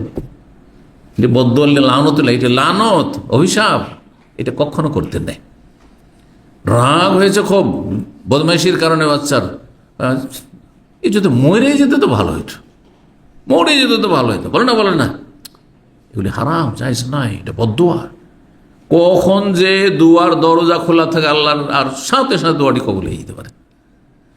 আল্লাহ, যদি আমি মরে যেতাম রাগ করে, স্বামীর রাগ করে, আল্লাহ আর বাঁচতে চাই না, আমি মরে যেতাম ভালো হইতো, মরে যেতে পারেন আপনি। পরে আক্ষেপ করবেন, কারণ সবাই বাঁচতে চায়। মানুষের স্বভাব হচ্ছে যে সুস্থ থেকে বাঁচতে চায়। আপনি কেন সুস্থ অবস্থায় বা কিছু এরকম কেন করছেন, কিন্তু অসুস্থ অবস্থায় রোগের যন্ত্রণা বরদাস্ত করতে পারছেন না, এরকম যদি হয় আর মরণ কেউ চেয়ে নেই, তাহলে হারাম না, জায়েজ নয়, কিন্তু অনুত্তম। উত্তম হচ্ছে বিশেষ একটি দোয়া এটি করা, যে আল্লাহ, আমি জানি না আমার জন্য মরণ ভালো না বেঁচে থাকা ভালো, আর যদি মরণ ভালো হয় তো আমাকে মরণ দান করো, আর বেঁচে থাকা ভালো হইলে আমাকে সুস্থ অবস্থায় বাঁচিয়ে রাখো। এইভাবে আল্লাহুম্মা আহিয়ানি মা কানাতিল হায়াতু খায়রাল লি ওয়া তাওয়াফানি ইযা কানাতিল ওয়াফাতু খায়রাল লি। যদি আপনাকে দোয়া করতে হয় আরবি ভাষায় এই দোয়া, আর আরবি মুখস্থ না থাকলে এই অর্থটি আপনি বলতে পারেন, যদি বিশেষ এমন পরিস্থিতি হয়। জালেমের জুলুম আর বরদাস্ত করা যাচ্ছে না, রিমান্ডে জুলুম অত্যাচার করছে, অনেক মুসলিম ভাই বোনদের উপরে এরকম হচ্ছে। হ্যাঁ, শারীরিক মানসিক নির্যাতন হচ্ছে। আল্লাহ রাব্বুল আলামিন, তুমি আমার জন্য, জানি না আমি কি অবস্থা, আমার জন্য যদি বেঁচে থাক কল্যাণ হয় তার বাঁচিয়ে রাখো, আর জালেমের কবল থেকে রক্ষা করো, আর মরে যাওয়া হলে আল্লাহ তুমি আমাকে মরণ দান করো। এই দোয়া করা বেশি ভালো। জি, হাদিস 5671 নম্বর হাদিস আনাস বিন মালিক রাদিয়াল্লাহু তাআলা বর্ণনা করেছেন, নবী সাল্লাল্লাহু আলাইহি ওয়াসাল্লাম বলেন, লা ইয়াতামান্নায়ান্না আহাদুকুমুল মউত, তোমাদের কোনো ব্যক্তি যেন মরণের আকাঙ্ক্ষা না করে। কখনো মরণ আকাঙ্ক্ষা করে, আপনি কি জানেন, হইতে পারে বেঁচে থাকলে আপনার ফায়দা, আপনার শুধু ফায়দা না, আপনার দ্বারা কত লোক যে উপকৃত হবে হতে পারে। তারপরে আল্লাহ এমন দিল আপনাকে ঈমান, আমল আর ধন দৌলত, যে দাদি ইসলামের বিশাল খেদমত আপনি করে ফেললেন, কেউ এলেম নিয়ে খেদমত করলেন আপনি। আবার কখনো মরে যাওয়াটা ভালো, ঈমান আর দাজ্জাল চলে আসছে, তাহলে তার আগে মরে যাওয়াটা ভালো। আল্লাহ বেশি জানেন যে এখন মরে যাওয়াটা আমার জন্য ভালো হবে না বেঁচে থাকাটা ভালো হবে, সুতরাং আল্লাহ যেটা আমার জন্য ভালো সেটা করো। মরণ চাইবে না কিসের জন্য, মিন দুররিন আসাবাহু, কোন রোগ স্পর্শ করলে, ফাইন কানা লাবুদ্দা ফাইলা, যদি করতেই হয়, মরণ চাইতে হয়, তো সরাসরি মরণ চেয়েও না। কিভাবে চাইবে, ফালিয়াকুল, এই দোয়া বলো, আল্লাহুম্মা, হে আল্লাহ, আহিয়ানি, আমাকে বাঁচিয়ে রাখো, মা কানাতিল হায়াতু খায়রাল লি, যতদিন আমার জন্য বেঁচে থাকা কল্যাণকর, ওয়া তাওয়াফানি, আমাকে মৃত্যু দান করো, ইযা কানাতিল ওয়াফাতু খায়র, যখন আমার জন্য মৃত্যুটাই কল্যাণকর হবে, মঙ্গলজনক হবে। 5672 নম্বর হাদিস বর্ণনা করছেন কাইস ইবনে আবি হাযিম, তিনি বলেন, দাখালনা আলা খাব্বাব বিন নাউদু, আমরা খাব্বাব ইবনে আরত রাদিয়াল্লাহু তাআলা আনহুর বাড়িতে প্রবেশ করলাম তার অসুস্থ অবস্থায় খোঁজ খবর নেওয়ার জন্য।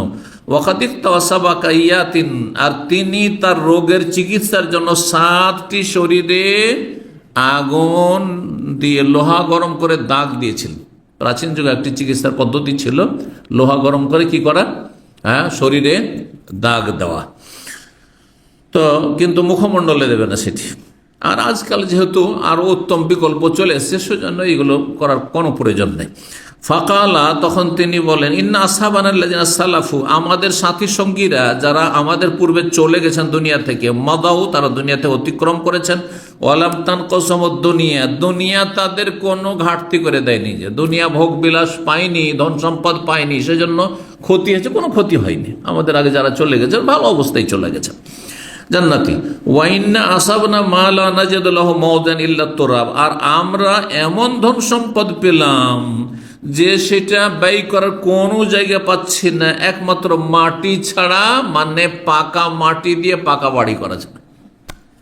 যখন ধন সম্পদের সাহাবায়ে কেরামদের জামানায় নবী সাল্লাল্লাহু আলাইহি ওয়াসাল্লাম ইন্তেকালের পরে এত প্রাচুর্য হইল, ওমর রাদিয়াল্লাহু তাআলার আমলে যখন পারস্য দেশ আর রোম সাম্রাজ্য, বিশাল বিশাল পরাশক্তি সেই যুগে দুটো, এগুলো যখন মুসলিমদের হাতে চলে আসলো, তখন মুসলিম আর গরিব নেই, কেউ ধন খুব, সবাই বহু পয়সার মালিক, মানে এত পয়সা রাখবে কোথায়?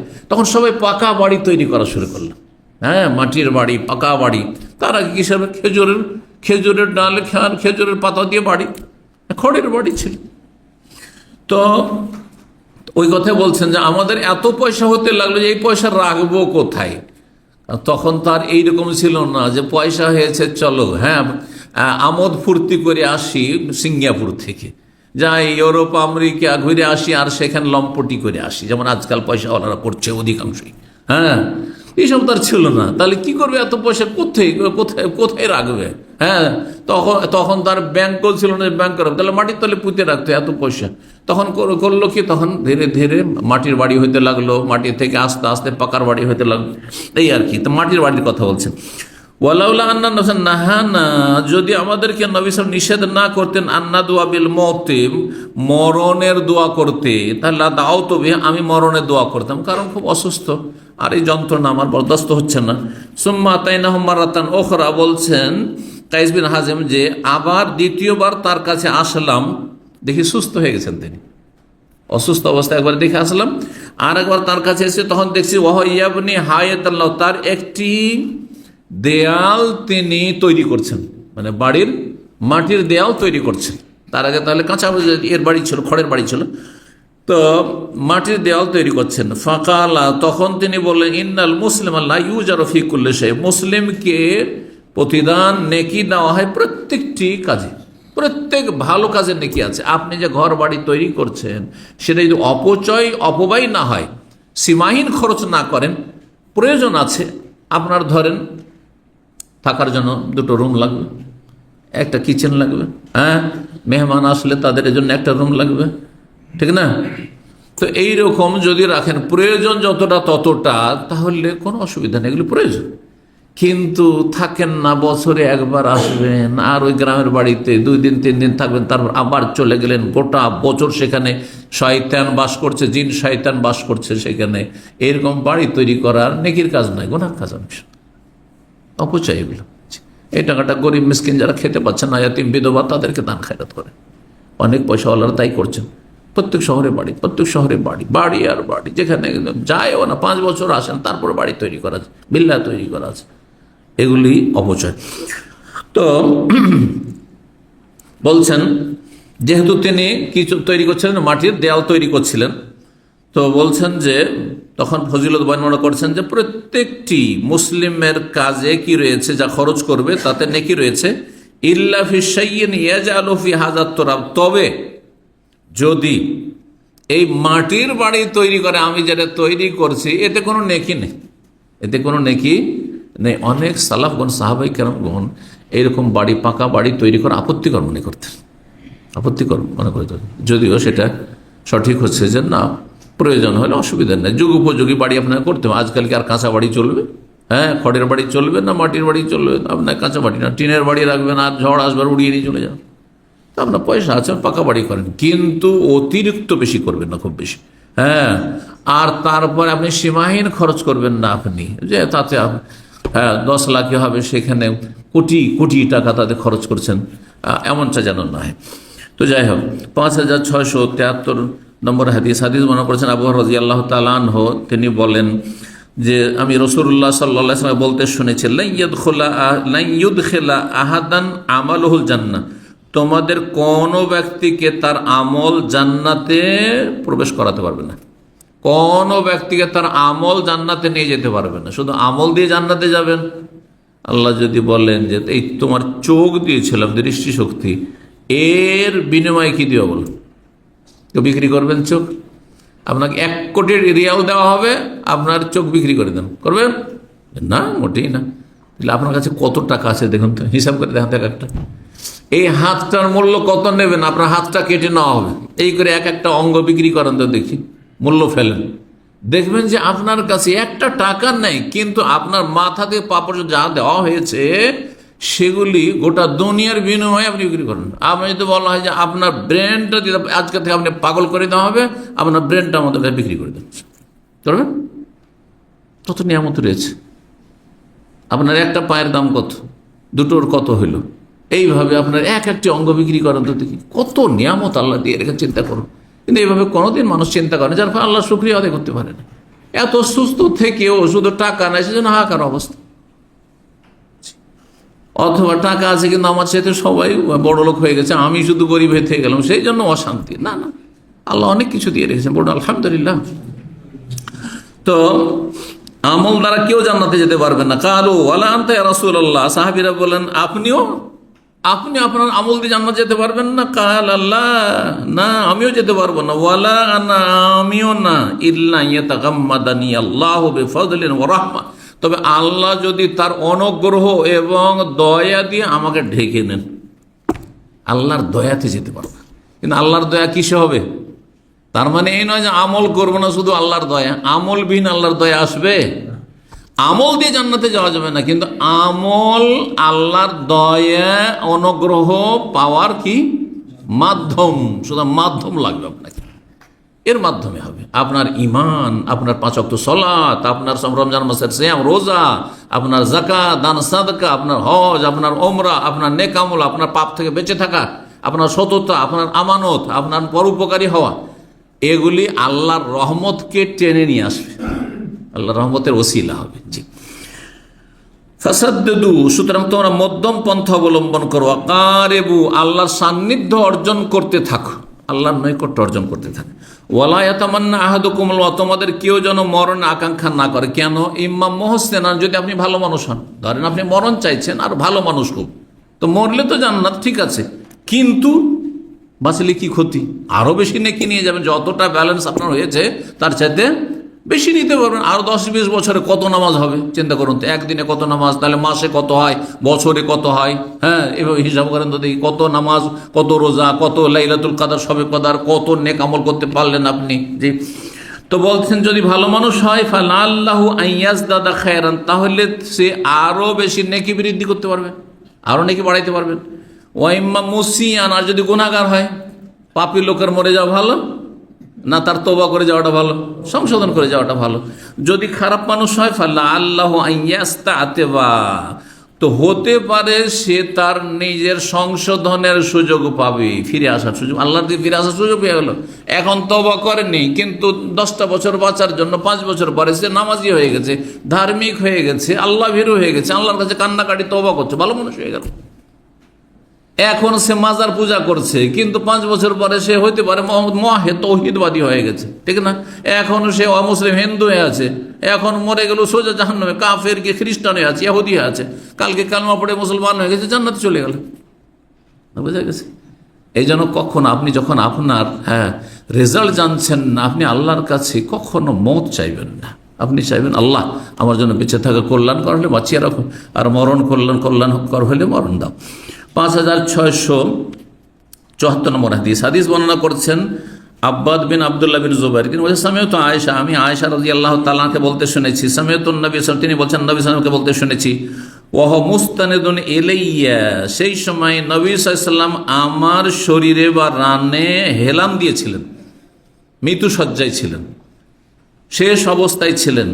ইয়াকুল, আর তিনি এই দোয়াটি করেছিলেন, নবী সাল্লাল্লাহু আলাইহি ওয়াসাল্লামের শেষ দোয়া, আল্লাহ মাগফিরলি, আল্লাহ আমাকে ক্ষমা করে দাও, ওয়ারহামনি, এবং আমার ওপর দয়া করো, ওয়া আলহিকনি বির রাফিকিল আলা, সুউচ্চ বন্ধুর সাথে আমাকে মিলিত করো। নবী সাল্লাল্লাহু সুউচ্চ বন্ধুকে আল্লাহ, আল্লাহ আর রফিকুল আলা, আল্লাহ তোমার সাথে আমাকে মিলিত করো। জি, আল্লাহুম্মা আলহিকনি বির রাফিকিল আলা। 20 নম্বর অধ্যায় বাবু দুআইল আয়েদ লিল মারিদ। এই অধ্যায় হচ্ছে রোগী ব্যক্তিকে যারা দেখতে যাবে তাদের দোয়া কি হবে, রোগীর জন্য কি দোয়া করবেন। আয়েশা বিনতে সাদ, এই হাদিসটি এর আগে চলে গেছে। আয়েশা বিনতে সাদ তার পিতা সাদ বিন নবী ওয়াক্কাস থেকে বর্ণনা করেছেন, কালান নবী সাল্লাল্লাহু আলাইহি ওয়াসাল্লাম, নবী সাল্লাল্লাহু আলাইহি ওয়াসাল্লাম দোয়া করেছেন সাদ বিন নবী ওয়াক্কাস তার পিতার জন্য, আল্লাহুম্মা শফি সাদান, আল্লাহ সাদকে কি করো, শিফা দান করো, আরোগ্য দান করো। তাহলে আপনি নিজের ভাষায় দোয়া করেন অথবা আরবিতে দোয়া করেন, কিন্তু আরবিতে করলে বুঝে দোয়া করতে, বিনা বুঝাতে আরবিতে মন্ত্র পড়বেন না, এতে কোনো লাভ নেই। যে কোনো দোয়া করে বুঝে সুঝে করবেন, তাহলে অন্তর থেকে দোয়া করতে পারেন। না অর্থ বুঝে শুধু দোয়া, না মোটে না। রব্বানা আতেনা ফিদ দুনিয়া হাসানা ওয়া ফিল আখিরাতি হাসানা ওয়া কিনা আযাবান, এই দোয়াটি এমন কোনো বাঙালি নেই যে করে না। কিন্তু অর্থ জানেন কি না? কত পার্সেন্টেজ আছেন যারা অর্থ জানে, অর্থ না জেনে দোয়া করছেন। আল্লাহ যদি বলেন তুই কি চেয়েছিস, বলছেন আল্লাহ তা জানি না, তা জানি না আল্লাহ, আমি একটা দোয়া পেয়েছিলাম তাই বলেছি, ফায়দা হবে না? না, মোটেই না। আপনি অর্থ বুঝেন, আল্লাহ আমাকে দুনিয়ার কল্যাণ দাও, আখিরাতের কল্যাণ দাও, আর জাহান্নামের আগুন থেকে রক্ষা করো। অর্থ বুঝতে হবে।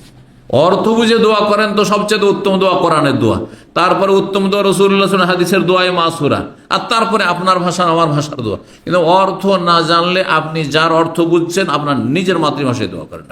জি, তো 5675 নম্বর হাদিস বর্ণনা করেছেন আয়েশা রাদিয়াল্লাহু তাআলা আনহা, তিনি বলছেন রাসূলুল্লাহ সাল্লাল্লাহু আলাইহি ওয়াসাল্লাম যখন কোনো রোগীর কাছে আসতেন, আও উতিয়া বিহি ইলি, অথবা কোনো রোগীকে তার কাছে নিয়ে আসা হইতো, তখন নবী সাল্লাল্লাহু আলাইহি ওয়াসাল্লাম দোয়া করতেন, আযহিবিল বাস রাব্বান নাস ইশফি আনতা শাফি লা শিফা ইল্লা শিফাউকা শিফাআন লা ইউগাদিরু সাকামা। সাকামাও পড়া যায় আর সুকমাও পড়া যায়। আযহিবিল বাস মানে রোগকে আল্লাহ দূর করো, বাস মানে রোগ। রাব্বান নাস, হে মানব জাতির প্রতিপালক। ইশফি, তুমি আরোগ্য দান করো। আনতা শাফি, তুমি আরোগ্যদাতা। আল্লাহর নাম তাহলে আশ-শাফি। লা শিফা ইল্লা শিফা, তোমার আরোগ্য ছাড়া কারো আরোগ্য কার্যকর হইতে পারে না, কেউ রোগ ভালো করতে পারে না। শিফাআন, এমন আরোগ্য দান করো, লা ইউগাদিরু সাকামা, যেই আরোগ্য কোনো রোগকে ছেড়ে না দেয়, মানে কোনো রোগ যেন শরীরে না থেকে, সমস্ত রোগ থেকে মুক্তি দান করো। এই ছিল দোয়া, যেই দোয়া করবেন সুন্নতি দোয়া। 21 নম্বর অধ্যায় বাবু ওযুইল আয়েদ লিল মারিজ, অসুস্থ ব্যক্তির জন্য যে রোগী দেখতে গেছে সেই ব্যক্তি যদি উজু করে, জি, আর উজু করে তার চোখে মুখে পানি ছিটায়, তো ভালো জিনিস, এটা পানি ছিটানো ভালো জিনিস। 5676 নম্বর হাদিস, শেষ হতে যাচ্ছে 5 মিনিটে, আমাদের যেহেতু অধ্যায় শেষ হচ্ছে সেই জন্য এখানে আর রাখছি না। বলছেন জাবের রাদিয়াল্লাহু তাআলা আনহু বলেন, দাখালা আলাইয়ান নবী সাল্লাল্লাহু আলাইহি ওয়াসাল্লাম আনা মারিজ, নবী সাল্লাল্লাহু আমার কাছে প্রবেশ করলেন যে সময় আমি অসুস্থ ছিলাম। ফাতাওয়াদা, উজু করলেন। ওয়াসাব্বা আলী, আমার শরীরে উজুর পরে যে অবশিষ্ট পানি সেটা ছিটিয়ে দিলেন। তাহলে পানি ছিটিয়ে দিলে এতে উপকার হয়, আর বিশেষ করে উজুর পানি যদি হয়। আকালা সুব্বু আলী, অথবা বললেন যে তোমরা এই পানিটা ছিটিয়ে দাও। ফাকাল, তো তখন আমার হুঁশ ফিরে আসলো, তাহলে বেহুশ হয়ে গেছিলেন, তখন সেন্সলেস ছিলেন, হুঁশ ফিরে আসলো। ফাকুল, তো ইয়া রাসূলুল্লাহ, তখন আমি বললাম হে আল্লাহর রাসূল, লা ইয়ারসু ইল্লা কালালা, আমার কোনো ওয়ারিস নেই আমার দূরের আত্মীয় স্বজন ছাড়া। ইল্লা কালালা, কালালা হচ্ছে যার ওপরে কেউ নেই নিচেও কেউ নেই, একমাত্র তার একটি মেয়ে ছিল, আর কেউ ছিল, যেমন অন্য হাদিসে রয়েছে। ফাকাইফাল মিরাজ, তো ধন সম্পদের ভাগ বন্টন কেমন হবে? ফানাজালাত আয়াতুল ফারাইজ, ফারাইজের ভাগ বন্টনের আয়াত তখন নাজেল হইল। 22 নম্বর অধ্যায় হচ্ছে বাবু মান্দা বিরাফিল ওয়াবাই ওয়াল হুম্মা। এই অধ্যায় হচ্ছে কোনো ব্যক্তি যে দোয়া করে যে আল্লাহ মহামারী এবং জ্বর তুমি আমাদের শরীর থেকে, পরিবার থেকে, দেশ থেকে দূরে করে দাও, তো এই দোয়া করা কেমন? ভালো দোয়া। মা আয়েশা রাদিয়াল্লাহু তাআলা আনহা বলছেন যে লাম্মা কাদিমা রাসূলুল্লাহ সাল্লাল্লাহু আলাইহি ওয়াসাল্লাম ওয়াইকা ওয়া আবু বকর ওয়া বেলাল, যখন রাসূলুল্লাহ সাল্লাল্লাহু আলাইহি ওয়াসাল্লাম মদিনায় আসলেন হিজরত করে, তো আবু বকর আর বেলাল এরা সব অসুস্থ হয়ে যেতেন, প্রচণ্ড জ্বরে আক্রান্ত থাকতেন তারা, কারণ মদিনার আবহাওয়া ভালো ছিল না। এর আগে হাদিস এসেছে এই হাদিসটি। কালাফা দাখাল তো আলাইহিমা, মা আয়েশা বলছেন আমি তাদের কাছে প্রবেশ করলাম, যেহেতু আব্বা আছেন সেখানে। ফকুল তো গিয়ে বললাম, ইয়া আবাতে আব্বা কাইফা তাজিদুকা, কেমন লাগছে আপনাকে? ওয়া বেলাল বেলাল কাইফা তুমি কেমন আছো?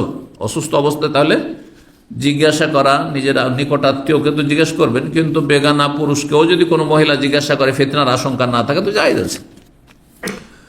কাল ওয়াকান আবু বকর ইযা আখাযাতুল হুম্মা, আবু বকর সিদ্দিক রাদিয়াল্লাহু তাআলা আনহু যখন জ্বরে আক্রান্ত হইতেন তখন এই কবিতাটি আবৃত্তি করতেন, কুল্লু মুরিন মুসাব্বাহুন ফি আহলিহি ওয়াল মাউতু আদনা মিন শিরাকি নালি। প্রতিটি মানুষ নিজ পরিবারে সকাল করে, কিন্তু তার মরণ তার চাইতে বেশি নিকটবর্তী। তার জুতার যে ফিতা বা বাধা, বাধা বলেন না ফিতা বলেন, এটা কেমন ফিতা, বাধা বলা হয় কোনো কোনো অঞ্চলে। তো জুতার ফিতা বা স্যান্ডেলের ফিতা, এই স্যান্ডেলের যে চটি স্যান্ডেলগুলো বলছি, স্যান্ডেলের ফিতা বা বাধার চাইতে বেশি কাছে, মানে অত একেবারে ঘনিয়ে আছে। মরণ হয়তো আপনার টার্গেট যে আমি এখান থেকে বাসা যাব, এই যে বাসা যাবো, বেশি সময় নেই তো চলে যাবো, এক্ষুনি 10 মিনিটের মধ্যে বাসা পৌঁছে যাব, তার আগে মরণ এসে হাজির, মরণ এসে হাজির। জি,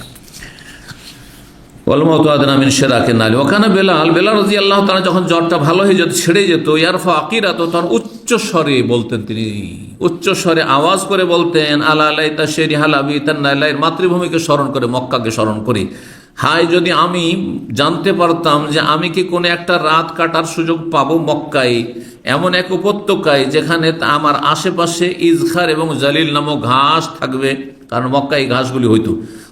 হাল আরেদান ইয়াউমান মায়া মাজান্না, আর মাজান্না নামক যে ঝর্ণা রয়েছে মক্কার পাশে, সেখানে কোনো দিন কি আমি স্বচ্ছ পানি পান করতে পাবো বা সেখানে কোনো দিন আসতে পারবো? ওয়াল হাবদি হাল আব্দু আল্লি শামাতুনা তাফিলু, শামা এবং তাফিল নামক দুটো পাহাড় কি আমি কোনো দিন চোখে দেখতে পাবো? মাতৃভূমিকে স্মরণ করতেন। যেমন যারা দূরে চলেছেন প্রবাসে, আর যাওয়ার কোনো চান্স দেশের নাই হয়তো, ওরা অনেক সময় আকাঙ্ক্ষা করে যে হায় আমার গ্রামগঞ্জ কোনো দিন কি দেখতে পাবো, কত রকমের গাছপালা আর কত রকম কি। কারণ আয়েশা, মা আয়েশা বলছেন, ফাজিয়াতু রাসূলুল্লাহ, আমি রাসূলুল্লাহর কাছে আসলাম আর এসে বললাম যে এইরকম আবু বকর অসুস্থ, বেলাল খুব অসুস্থ, আর তারা খুব কষ্ট পাচ্ছে। ফাকালা, তখন নবী সাল্লাল্লাহু আলাইহি ওয়াসাল্লাম বলেন, আল্লাহুম্মা হাব্বিব ইলাইনাল মাদিনা, আল্লাহ আমাদেরকে মদিনা শহর প্রিয় বানিয়ে দাও আমাদের জন্য, মদিনার ভালোবাসা আমাদের অন্তরে জন্মিয়ে দাও। কাহুব্বেনা মক্কা, যেমন আমরা ভালোবাসতাম মক্কাকে বা তার চাইতে বেশি। ওয়াসাহিহা, একে স্বাস্থ্যকর নগরী তৈরি করে দাও। ওয়াবারিক লানা ফি সাইহা ওয়া মুদ্দিহা, এখানকার মাপের যে আপনার কাঠাগুলির পাত্র রয়েছে সেগুলিতে বরকত দান করো, মানে এখানকার খাদ্যদ্রব্যে রুজি রিজেকে বরকত দান করো। ওয়ানকল হুম্মাহা, আর এখানকার জ্বর আবহাওয়া যে খুব খারাপ, এটিকে স্থানান্তরিত করে দাও। ফাজ আলহাবিল জোহফার, এটাকে জোহফাতে পাঠিয়ে দাও। জোহফায় সেই সময় মজুসি অগ্নি পূজকরা বসবাস করতো। নবী সাল্লাল্লাহু আলাইহি ওয়াসাল্লাম দোয়া করলেন, আল্লাহ মদিনার এই জ্বরকে জোহফায় ঠেলে দাও।